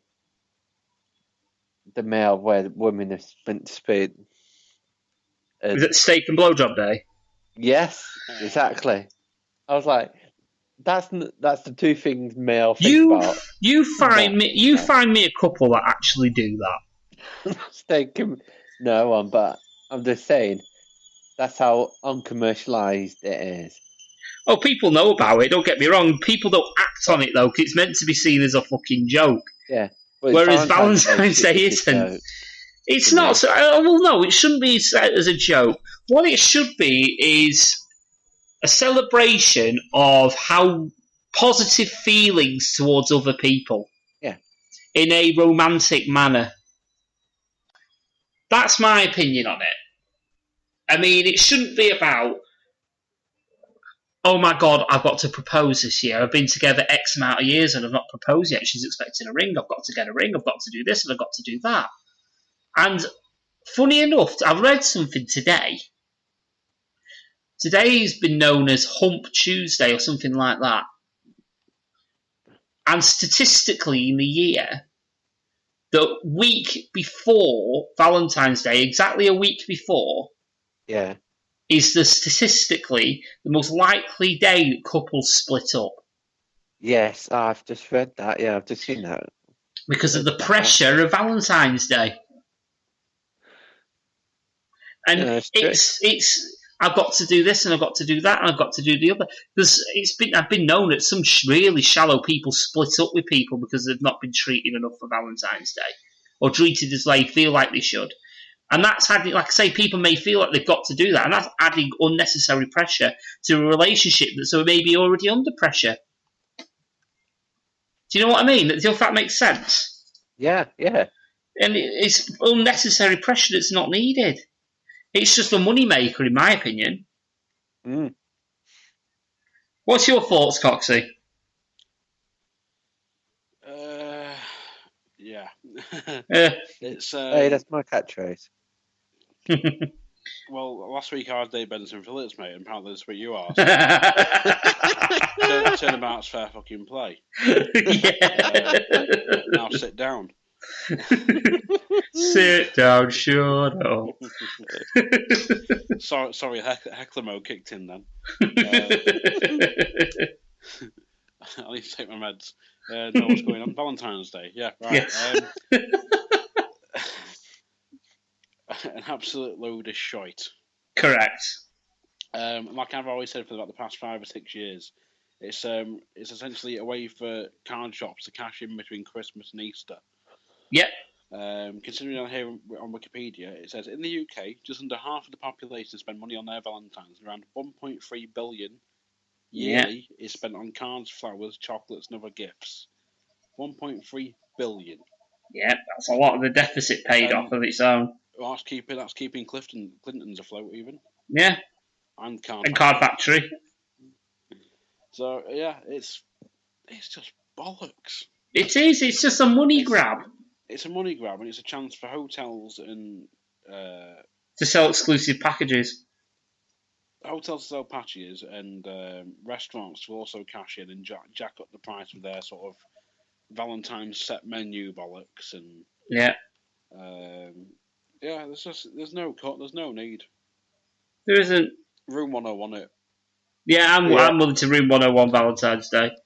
Yeah. I'm willing to room 101 Valentine's Day because you shouldn't need a special day to say, look, this is how I feel. You are my most important person in the world.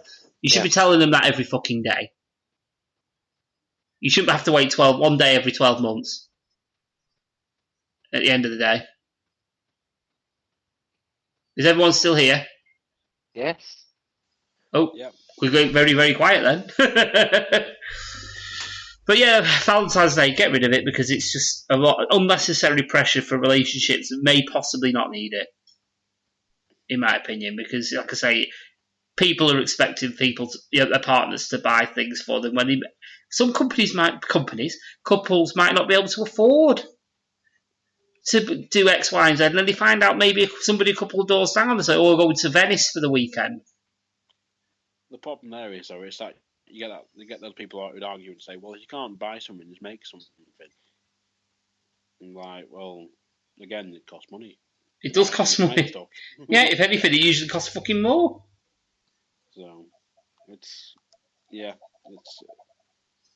bullshit, basically. Yeah. It's a load of bullshit. It's a double-edged sword, really. It's a load of shite. But there we go. So yeah, Valentine's. Fuck it off. That's like my Valentine's. I spent working, and I'm going to come home, sit and watch Netflix. I thought you were going to say fucking put RedTube on or something. Pornhub. That's what he's doing after we've recorded. I'm going to be in the doghouse anyway, mate. RedTube. We all know it's porn.com. So I'm in the doghouse for Valentine's Day anyway because I'm working. So. That's right, Paul. We'll do a Valentine's special.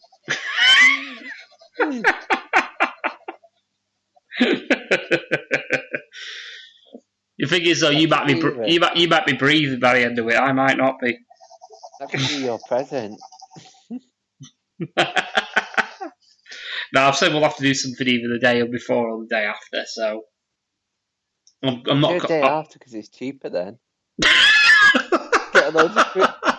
Just get loads of like Valentine's Day chocolate and stuff or whatever, and say you bought it the day a few days ago, but you've not seen her. But you've bought it half price. I'll be going Get in there. I'll be going to Poundland and getting a carry bag full of chocolate for £1. Yeah, get in there. Yeah, not a bad shout, that Darren. Thanks. And you wonder why I'm single. It's cheaper. Yeah. Anything else, Darren? Well, something else to. I was just no. Well, yes, one thing. I was going away in this year on holiday, and I thought to myself, I'm going to miss for those couple of days when I'm sunning myself up. I'm going big gamer, so I'm going to miss playing on my PS4 or iPad or whatever. And I thought, oh, I've not had a PSP for a while. Let's see if I can get Vita. Go into the game. They do bundles for Vita, but I can't see any games. They haven't got any new games in. I'm wondering what the hell happened about PlayStation Vita and touchscreen and handheld games. I'm just thinking, what's your favourite handheld game? And why? I'll go just elaborate on the Vita. Yeah. I'll just elaborate on the Vita. The Vita's a massive failure financially for Sony, so they're not going to support as closely as they would normally do to a console unless it was making them money, which really hasn't been to the point which they would like to. I don't think it's a massive flop, and there are definite uses for it to the point I do want one, because you can use it as a second screen for your PlayStation 4 and take the games away with you, which is what I want to do. As for standalone games, I don't really see many releases for it anymore. That being said, there is a PS Vita 2 being planned. Right. Or actually ready for release, so I'm not 100%. Don't quote me on that. I've heard it somewhere as a rumour. As for my favourite handheld, fuck a duck.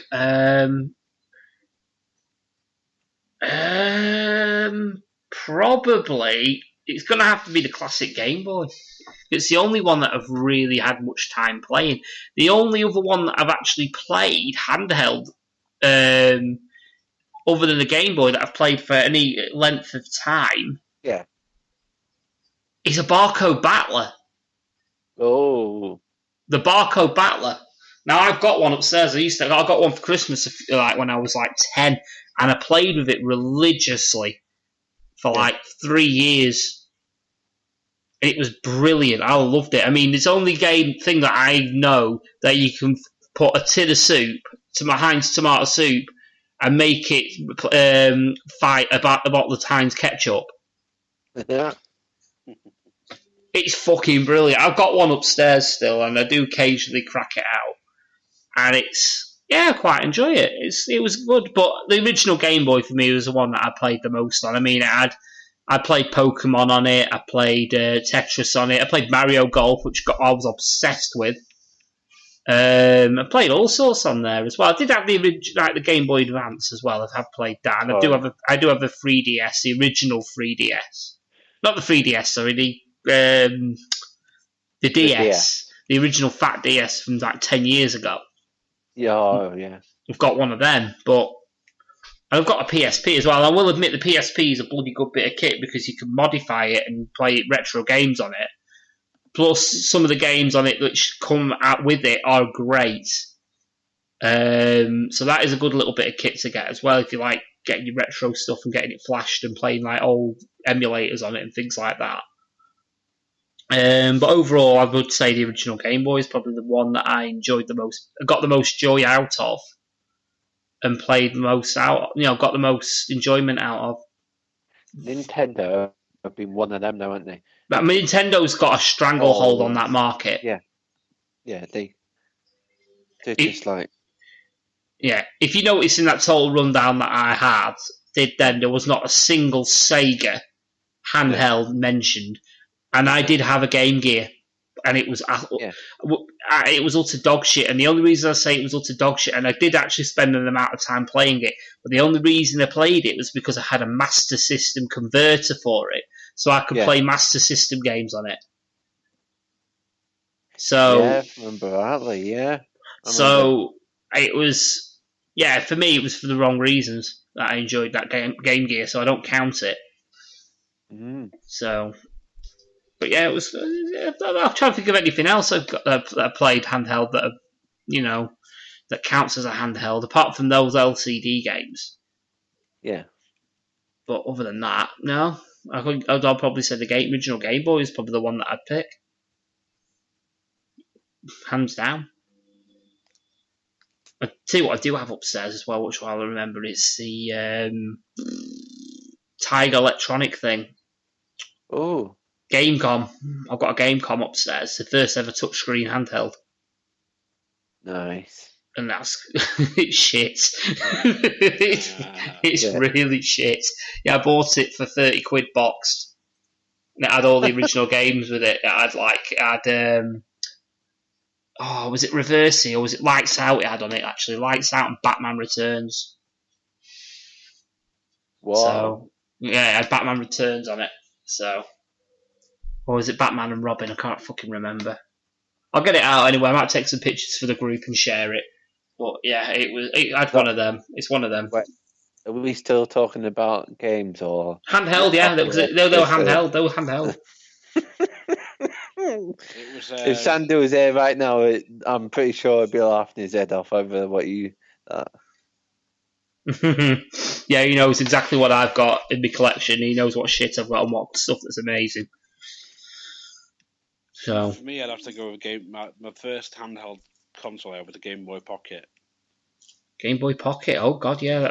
I had the original big fat black grey one. And I've still got. My friend had that one, and he used to play the original Mario on it. He had a NES as well. But it was he. I remember I used to play his, but then because it was around the time Pokemon came out, and I was always told it was like you can have a Game Boy Pocket and you can have both Pokemon Red and Blue, or you can have just you can get a Game Boy Color and have. I think it was like you have no games or something because of how expensive the Game Boy Color was. Yeah. So it's like you'd have to get a game out your own money. It's like priorities, get both games. So I sacrificed the colour for. It didn't really take away from the game, though. It didn't. It really didn't. I don't mind playing it in the sort of standard Game Boy black and grey, whatever it was. Yeah, grayscale. As long as it didn't bother me. I was like, I'm playing Pokemon, this is amazing. Yeah, this is it. But the thing is, what people tend to forget, they got Game Boy Colors, this, that, and the other. The first games to utilise the Game Boy Color properly was silver and gold anyway. So if you had gold, blue, yellow, and red, they were made for the original one anyway. Yeah. So you weren't really losing out on having a few extra colours which were emulated, and they were only like 16 colours anyway. So you weren't losing out. I mean, upstairs I've got the original Game Boy and I've got a Game Boy Color. And I always stick the Classic on every now and again. I'm surprised it still works. Oh yeah, it all still works. All of my shit still works. I mean, I've got, this is not handheld, but I've got Pong machines upstairs. I've got 2 Pong machines. Nice. Ones they've got they've got wired things, and you got all it is literally a stick and a button. Yeah, I think I played that. My mate had one of them. I think I played it. They're very fragile. But I've got one which comes with a gun. Yeah. It looks like a rifle, like a hunting rifle, and on the front of it is Kevin Keegan from his playing days. So we're talking 70s. We're talking 70s and maybe even very early 80s. Like Pong machine, which I will take a photo of for the group, I think, as well. Yeah. You got to see it to believe it. But yeah, it's all in good nick and it all works. So both of them still do. What maybe I've got that one's boxed. The other one isn't boxed, and it's a German one. And you play different sports on it, but essentially it's just Pong. So, but yeah, I'll have to crack them open and possibly even Facebook Live some footage of it playing one day. No. So yeah, they do work. So I'll get it going one day, and yeah, maybe we'll start like a little feature on Facebook Live with Hat Guy's collection of shite, maybe. So we shall see. Coxie, have you got any topics you want to rabbit on about? Yeah, first one, just sticking with gaming. What do you think about the PS4 update 4.5? You'll have to remind me, because I have read about it, and it's completely slipped my mind. I did have opinions on it. Well, first of all, there's like the 3D Blu-rays and PlayStation VR. Doesn't matter to us. No. There's the quick menu refresh, which is sort of they're getting a bit of an overhaul on the quick menu feature. See, I don't mind that, because I'm used to that with the when I had the 360. So I quite like that feature. Custom wallpapers. See, that's been needed for yonks. Yeah, that'd be good. We had that. I mean, we had that on the 360 as soon as we got rid of the the folder. I call it the folder background. We used to have like the thing when you went to the one where you had the avatars. Then you had your custom backgrounds. Yeah. More so, I think you did on your blades, but it was different. So yeah, it's going to give you the option to like take a screenshot from a game and then use that as your background. That's pretty fucking good. That is really good, because you can have like pictures of, like, for example, I play Skyrim in a minute a lot, and I've got an archer build, and I'm just shooting things in the face. And if you shoot, like, for example, a guy in the face on a bridge, you can follow him all the way down into the river. I'd have something like that, because you get a kill cam sometimes, so you can see him hit me in the face and it just flies off like, Aah! I'll just have that as a screenshot and have that as my background, I think. And there's also the bit which sort of I jumped for joy at was the external HDD support. Yes, because it means you don't have to rip open your fucking PlayStation. Yes. Yeah. So I'm quite happy with that. Mind you, I had a bit of a play with it a couple of weeks back to see how hard it would be. You need a Phillips screwdriver, mate. You do. That is all you need. It's a Phillips screwdriver. What petrifies me, though, is bricking my machine. Yeah. There's that. It's just I watched a video on how to do it, and it's like, oh, if you have that, you need this size hard drive. You don't have this one. This size one works. I was like, right, I'm not fucking about with measuring hard drives to see if it'll fit or not. I was like, I'll just wait for them to announce bloody external support or whatever. Yeah. And it has to be a USB 3.0 HDD, but it can be up to 8 terabytes in size, and it says you can download and install applications directly to your extra storage and save content, so easily manageable through the save settings menu. But then please note, user save files are still stored locally on your PS4 HDD. Only games and applications are stored externally. Well, that's not a problem, is it? Because you just move it all over to your external hard drive and literally just use the onboard. It's like the reverse memory card system, in a way. It's like you've got your memory cards on the machine and all your hard drive is obviously outside of it externally. It's just the other way around. Like you plug your memory card into save games, it would be the other way around. It's going to be a lot better considering like they're bringing games out. It's like you look on the back of it, like minimum storage requirements 50 gig. It's like, it's like, right, so I'm going to have to delete a load of games off and saves and stuff that I've already got that I wanted to keep because I'm going to go back to them later. Yeah. So hopefully, this when it comes in, it'll be a godsend. Yeah, I think it's something that's been needed. It'll save me a lot of that earache when I need to upgrade. So yeah, that's a good, because when like for example, I needed to upgrade my Xbox. I just got a new fucking console. Yeah. End of the day, so it makes more sense to do it that way. So yeah, I quite like that update. I'm quite pleased with that, like you say. So anything else? I've got a bit of news I found on a page I've liked on Facebook, which had me which sort of confused me but tickled me at the same time.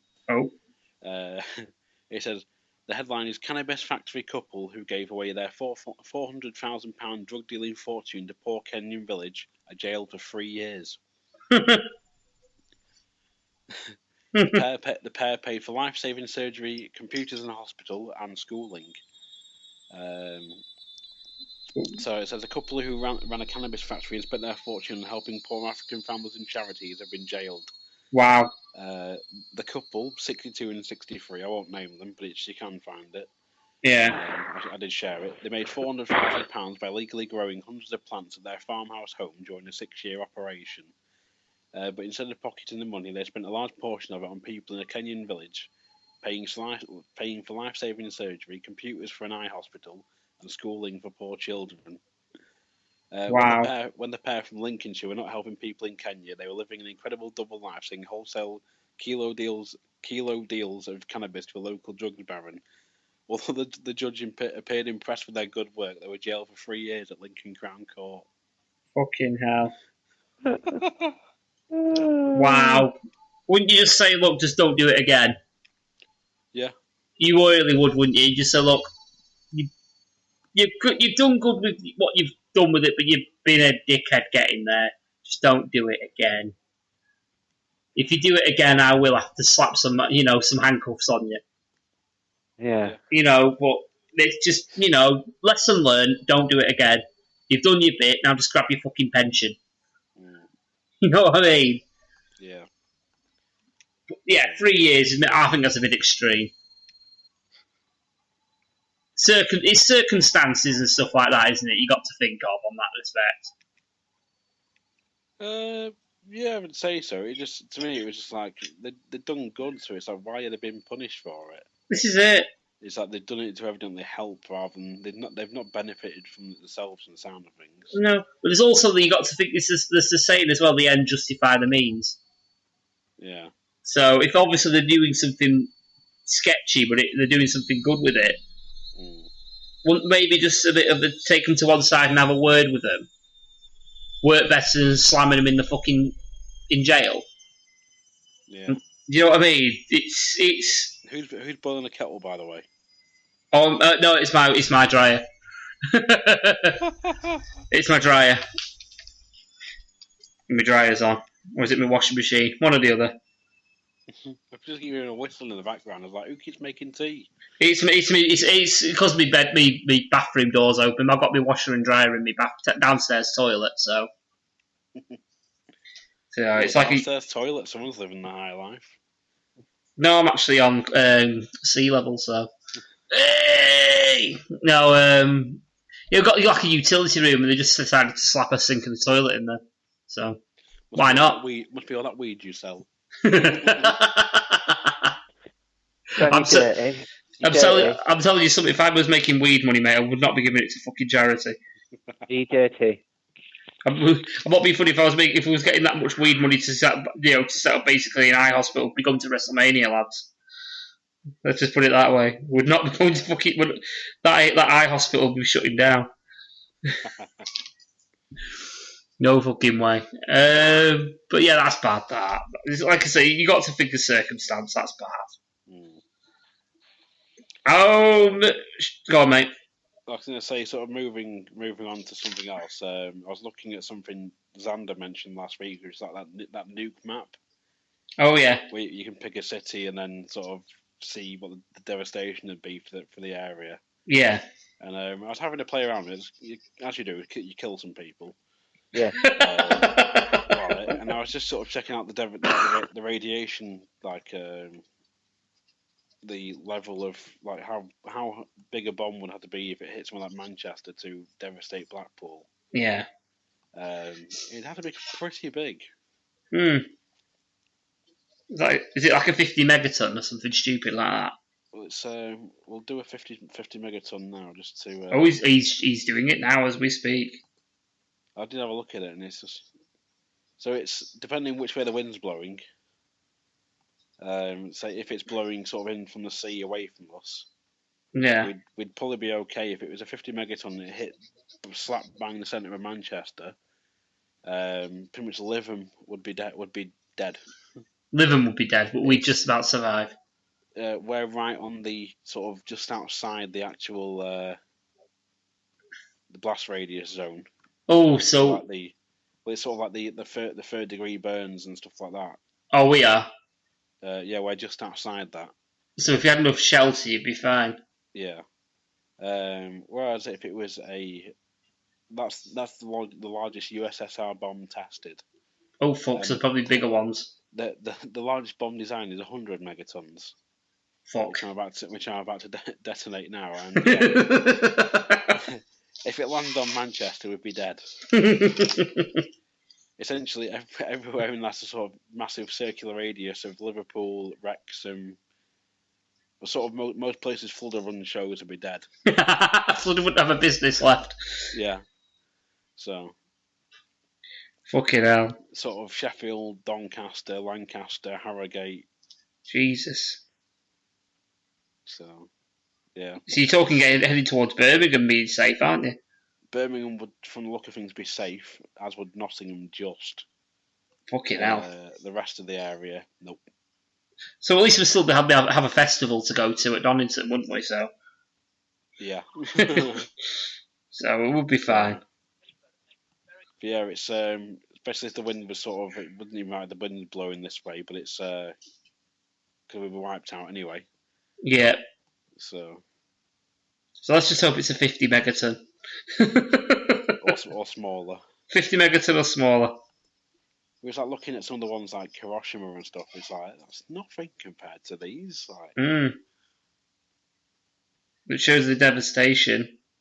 Yeah. Well, little boy, the Hiroshima one, only 15 kilotons. Fucking hell. I say only.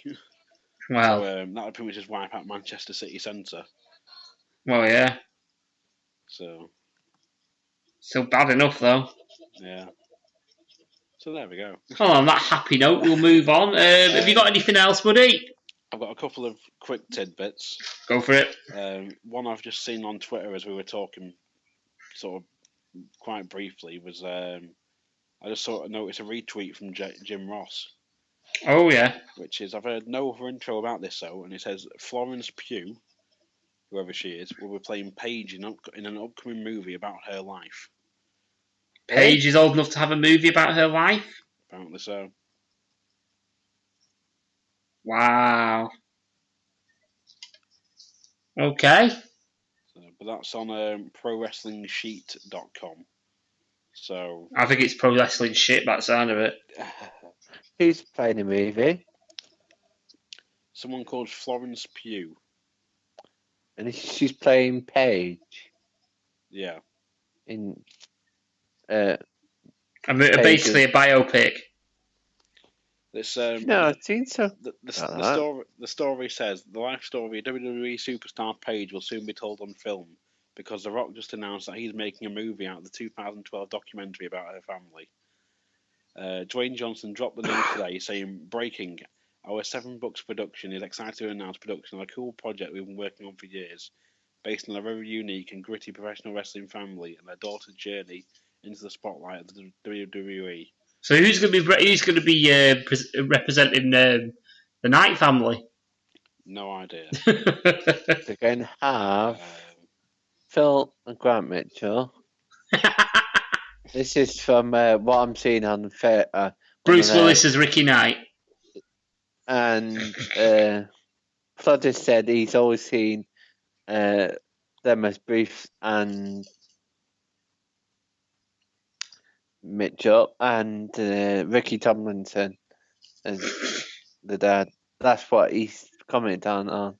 Just seen it now. But yeah. Fuck's sake. I didn't even know she was old enough to actually have a fucking story yet. It's apparently been... It's partnering with WWE Studios and Film 4 to make it happen. Fucking hell. So obviously... This was announced on his Instagram, so it's legit. So it's obviously they're not... Pages in that bad a books for them then, obviously. Mustn't be, no. So, she must, to get some sort of attention like that. She must be, she must be doing something right. Mm. So, fair enough. So, yeah, we'll look out for that anyway. If it comes out, we'll give it a review. Why fucking not? Yeah. And last thing is some sort of breaking news. Oh? Is it's been wanting to hold off on this, on me telling you this, and I was going to tell you through a message, but I thought it's best you hear it on the rad. Oh? I know an entrance. Someone has thrown their proverbial hat into the ring for a certain white collar wrestling event in September. Or Oh, it's not Christ, is it? It jolly well could be. Oh! Oh, I'm going to have to buy tickets. Hey. Christ. Oh. The Lord and Saviour.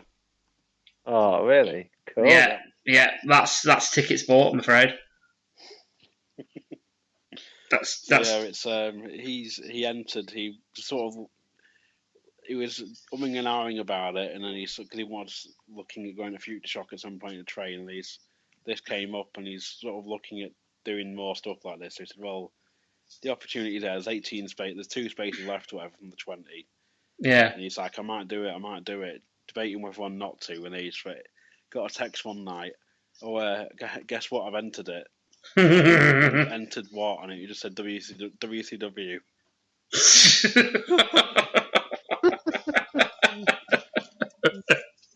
It is as well, and I didn't realise it. WCW as well. Yeah. I'm really hoping Fludder put like labels it as PCW presents WCW and use like a proper WCW font and logo and stuff. Calls it Barcade. Yeah. If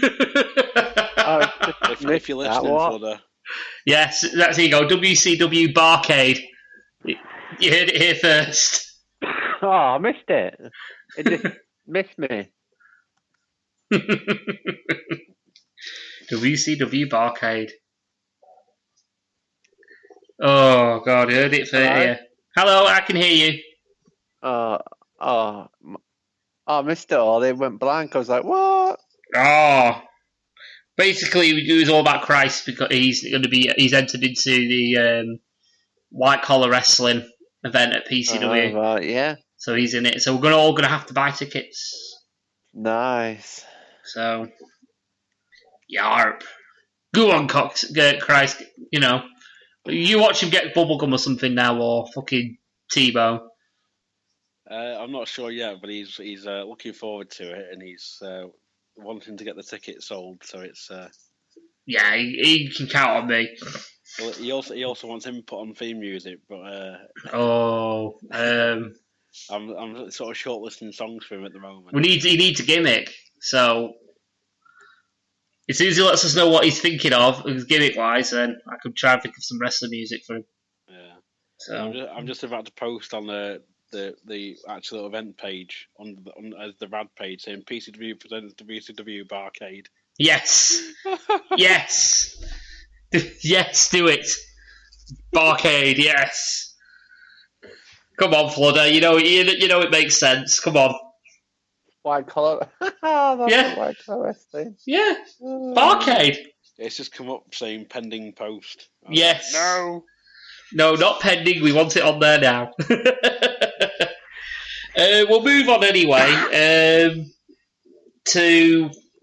Well, we should be starting to wrap up now anyway, so I'll leave the other topic that I have in front of me for next week. But we do have a sort of listener topic this week from @RickyBrave.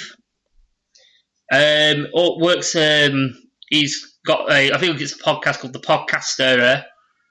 Go check it out. Anyway, you can find, like I say, @RickyBrave. And he wants to know what our honest take is on fake news. Now, I know you, Coxie, have some sort of rant on this, so aim and fire. Well, the thing is, right? As you saw, I shared the link with The Guardian. From The Guardian, explaining about what fake news is and how it's come about and things like that, and how soon in future Facebook is going to be marking posts saying that they are being fact checked first of all, mm-hmm. which essentially takes away essentially adding a third party into the mix and taking away the fact that people need to research for themselves makes it basically make people lazy. Yeah. Which people already fucking are, because the amount of times I've seen people using Facebook as a news source. But people, the article was saying that people aren't stupid. They are. They clearly are. Because if they weren't, then fake news wouldn't be an issue in the first place. This is the thing. They are. They fall for it like mindless sheep. One click out equals one amen. Yeah, stuff like that. But I've seen it numerous times. Like when it first, I remember when it all first started, and there was a website going around called the Daily Current, but it's like an actual current, like a bloody what you get in the Christmas cake current. Yeah. And it was just posting absolute bullshit, and then people are falling for it. And it's like the people started falling for stuff the Onion was posting. It's like, oh wait, I see it's satire. It's like, you don't know what that means, do you? And then, but it's also got to the point where there's like people sharing. There was one post I saw shared where it was it's half clickbait, half fake news. Saying about how this girl was raped after a Justin Bieber concert. What Justin Bieber did next will shock you. ... And then you click through 10 pages of shite and adverts just to finally find out. He tweeted about it. No, it wasn't even that. It turned out to be bullshit. The girl wasn't actually raped or anything. It was like the article was saying that Justin Bieber went and consoled her and paid for her therapy and stuff. But in reality, it never actually happened. The picture they used was a picture of a girl who'd gone to a meet and greet with Justin Bieber and got so emotional. She's there crying, in tears, crying. He's waiting home and I go, "It's okay, it's only me." And it's like the person who posted it was like, "Oh yeah, how good of him." I was like, so I went on Snopes, which is my sort of go-to for investigating bullshit news. And I found it on there, and it's like, no, it wasn't. There was no rape case or anything like that at all. He didn't pay for counselling. It's just a picture from a meet and greet where she got overexcited, just burst into tears. And it's like, so I shared that to them and said, yeah, it's fake, And the reply was just, fair enough. Well, I was like, I could totally rip you a new arsehole here and call you out and just say how fucking stupid you are for falling for it and all that sort of thing. And another one I saw was the apparent greenlit sequel to Labyrinth, I think it was. I saw something about that. And it was if you actually read the article, it's essentially going on about David Bowie's crotch piece. And to the point where the end of the article literally just said crotch piece. And the person who shared it, I clicked the article, I read it, and I was like, so I commented, like, have you read the article? No, I just saw the headline. I was like, right, read the article. ... And then like 10 minutes later, I get a reply. Oh, I've just read it. I see what you mean now. I was like, point proven. Yeah, people go for the headlines, don't they? They don't open the link up and read it. Well, this is what makes people stupid nowadays. Mm-hmm. And people are just lazy. They just want it on the headline. That's me. That's all I'm reading. That's what I'm going to choose that I know. Yeah. And they don't choose to open it up and call out the bullshit that it is. No. And but then also you got to remember as well. Obviously, depending on what the term fake news, it kind of bothers me a little bit because fake news with an agenda, fake news with a purpose, goes by also another name: propaganda. Yeah. It's used as a weapon. So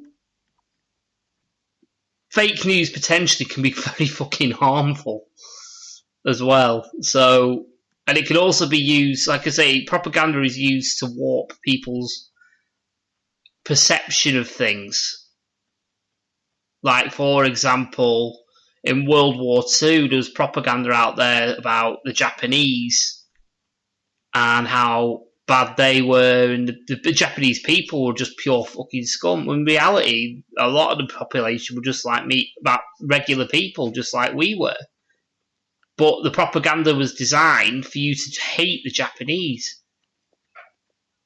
If that makes sense. Yeah. Don't get me wrong, some of it was legitimate, like some of the German stuff, like about concentration camps and all that shit. Yeah, that's legit. Well, it also sort of played a part in the recent US elections. Yes. Like the Guardian says here, it's like it says another fake news report that Democratic senators wanted to impose Sharia law in Florida was repeated by Michael Flynn, Trump's nominee for National Security Advisor. Flynn also tweeted a must-read link about Democrats' sex crimes with children, then deleted it. That's propaganda, though, isn't it? Not a false report that Trump reporters chanting, "We hate Muslims, we hate blacks, we want our great country back" at a rally was reported as true on election night. Mm. It angers me at the fact that just how lazy and stupid people become when it comes to stuff like fake news. Well, people just want clicks, don't they? Because if they get clicks, they get traffic. If they get traffic, they get ad revenue. Yeah.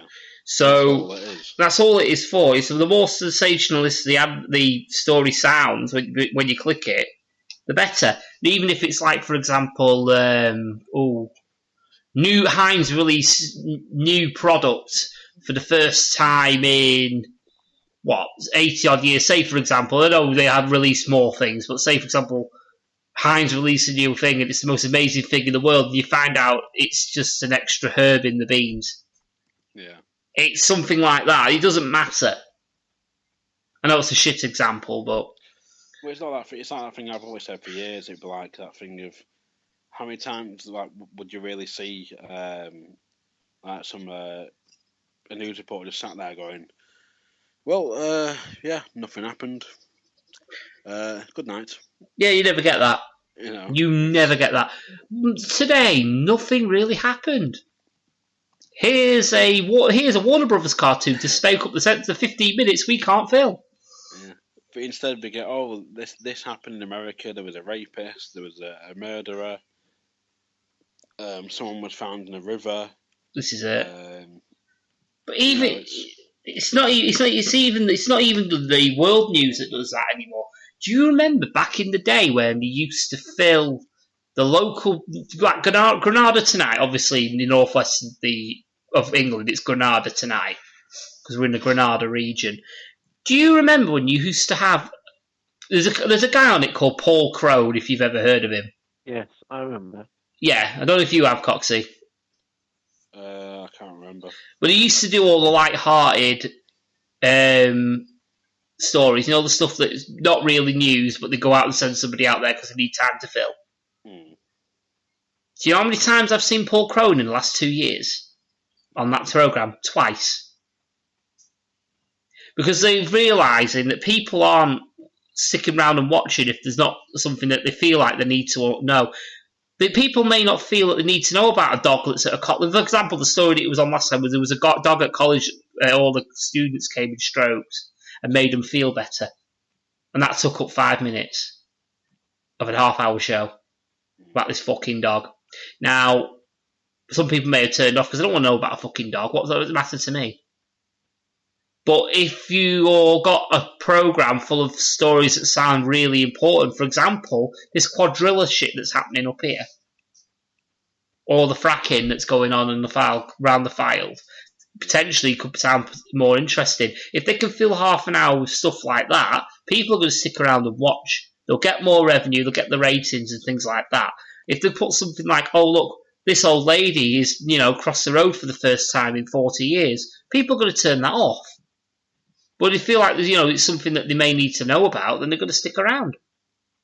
And that's, fake news is an issue, because it's never about, oh look, we found a new kind of frog, or something really stupid like that. It's always something bad, like something to do with racism, like you've just mentioned, or bringing in Sharia law, or something extreme that's potentially negative. Oh yeah. It's never anything positive. No. But people prick. They think people won't watch it. This is it. People prick their ears for stuff that's negative. It's a defence mechanism that all animals have. anything negative or potentially negative, they stand up. Look at meerkats, for example. If anyone's going into their territory or anything that's potential danger, they stand on the hind legs and look around on high alert. So if everything's normal and it's all nice, they'll just do lazing around doing shit. It's the same as us. If something like These Nice is on the TV, like example, the story about the dog at the college, you're not going to give a fuck. But if something like really bad but potentially could happen nearby is on the telly, you're going to prick your ears and think, shit, I need to know about this. Does that make sense? That's why fake news is never ever positive. Never positive, because you won't pay attention to it. If that makes sense. I don't pay attention to the news in general, really. This is it. It's I don't watch BBC News. I don't watch ITV News. I don't read newspapers. It's I just don't bother with it. You're better off. If I want to see people being killed and stuff, I'll watch a horror film. Yeah. If I want to see an orange bloke, or you'll go to 4chan. Yeah. if I want to, if I want to see like an orange bloke who looks like a mango, talk about grabbing women by the pussy, I'll go on Pornhub. I'm sure there's a parody of that already. But it's just that thing of like, I just read it here before. Then it's saying about like the websites that share these, or they'll post these news reports. That just normal stupid stuff, but sounds somewhat believable. Mm-hmm. You get that thing of like, you can always tell if it says like, is it a .com or .com.co? Yeah. The About Us section will say, this is purely for entertainment purposes, so please don't take it seriously. But you see people are taking it seriously. Yeah, because you don't click the fucking link. But then again, it's like the amount of stuff I see on Facebook. Like today I saw evidently Photoshop picture, and it says like, it's like a Photoshop picture of a text from like, it says like, mum, hope you're getting your studying done or something, and underneath it's got like a cropped thing of Google, like, why do dogs and cats fight? And it's like, this is so me. It says in it or something. It's like, right, you put text on on a picture sort of thing. It's like, and people fall for it like, oh, that actually happened. That's like so me. It's like, no, it didn't happen. It's just Photoshop. Yeah, someone sat down for half an hour and done that, and oh look, I can get clicks to this. Yeah. I'm sure if the three of us, if we bought heads together, we could do that ourselves. You could type anything on the internet and people will believe it, though, mate. Yeah. You just need people who are stupid enough to believe it, or enough people. It's like George Carlin said. Where was it? One moment. Well, it's just you can say anything as long as it sounds within the realms of believability. Yeah. People will believe it. You'll get some people that'll think it. For example, and this is going to be a controversial one because it's aimed at religion. Somebody probably, they've made the story of Jesus to be semi-believable, to the point where people may believe it, and it's spread, and it's spread, and it's spread. So people believe it so much that they actually worship it. That's my opinion, by the way. If you're a Christian, please don't be offended. That's my opinion. Where is it? So let's just find it. So there was one. It was something like saying about I'll never believe anything, which is like the main logo is a guy nailed to two pieces of wood. Fucking hell! Fire. There's this one. Religion convinced the world that there's an invisible man in the sky who watches everything you do. There are 10 things he doesn't want you to do, or else you'll go to a burning place with a lake of fire until the end of eternity. But he loves you, and he needs money. He's all powerful, but he can't handle money. It's true. He's the most powerful man. Think about it. That's bullshit. Why do they need donations? in church. All he got to do is he clicked his fingers 6 times and made the fucking universe. Why does he need money? What did he do on the 7th day? Did fuck all, because he didn't need to. On the 7th day, he made clickbait. And fake news. But I'll just find the thing on here one moment. I think it's on my... God, we're so prepped on this. You can tell we record us live, don't you? It's on my time hop. My time hop's on my phone, so I've got to turn my phone up the right way around to have a look at it. Hence the rattling. Yeah. You can just work some editing magic, mate. It's all right. I don't do editing. I just put it together. We go out dirty and raw. Oh, you dirty, mate. You dirty. Yeah, you dirty coxie. You are on this. That's what my ex-wife said. You're married.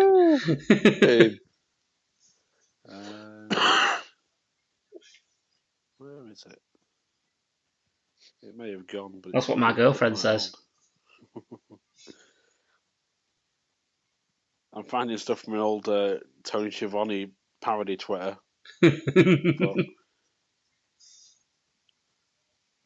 Oh, God.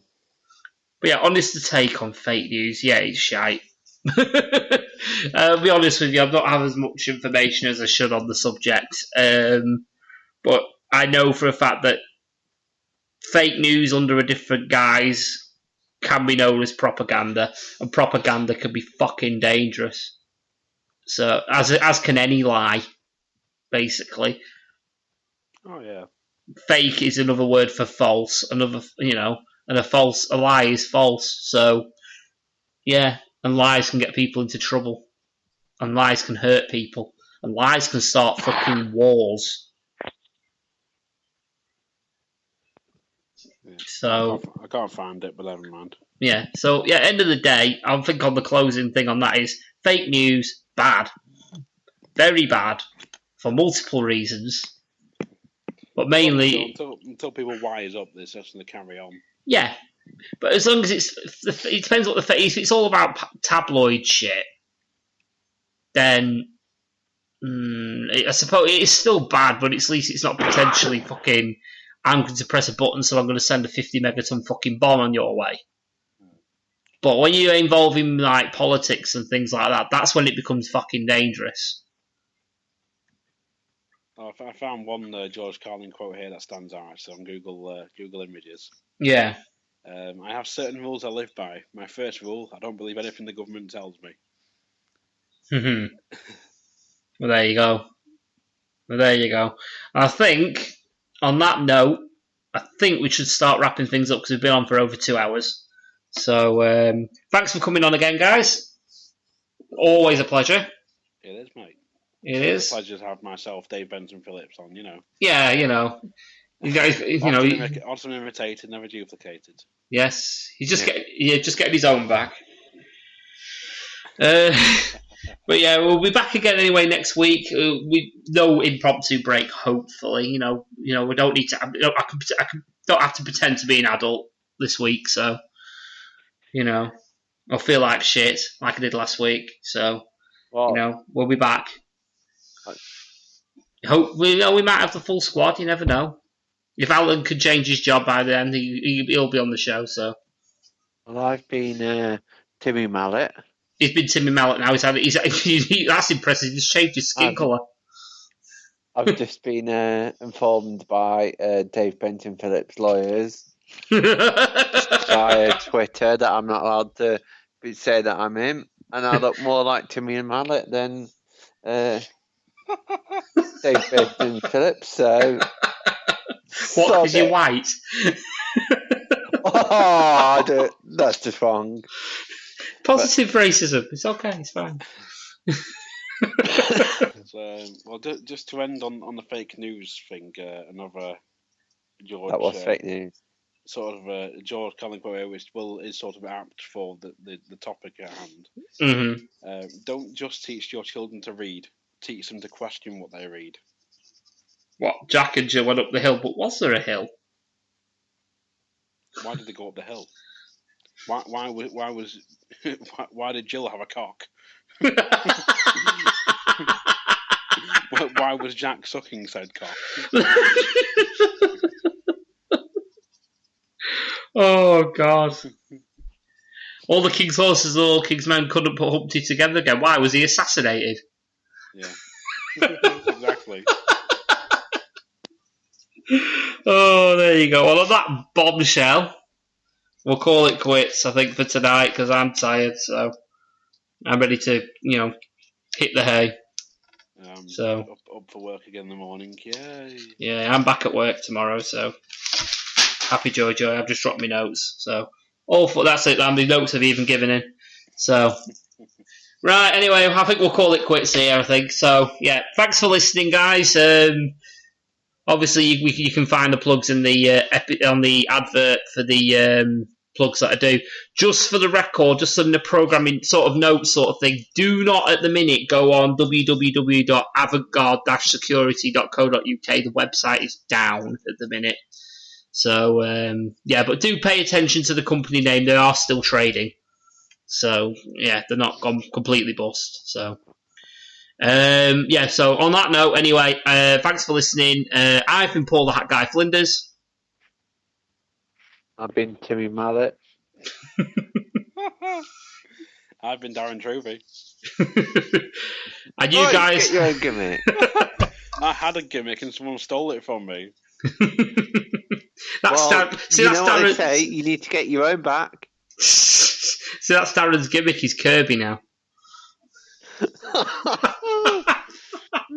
Sing about Darren. Sing about Darren. Well, on that note, we'll leave. So, yeah, thank you for listening. We'll see you next time on the RAD podcast. Thank you, and good night, good morning, good afternoon, whenever you're listening to, whatever you listen to. And Coxie, you're not Kevin Castle. You can't say peace. That's his line. Peace. It's mine too. It is Cox's now. He's probably got the same letter as last name, so that's fine. Anyway, thanks for listening again. Bye.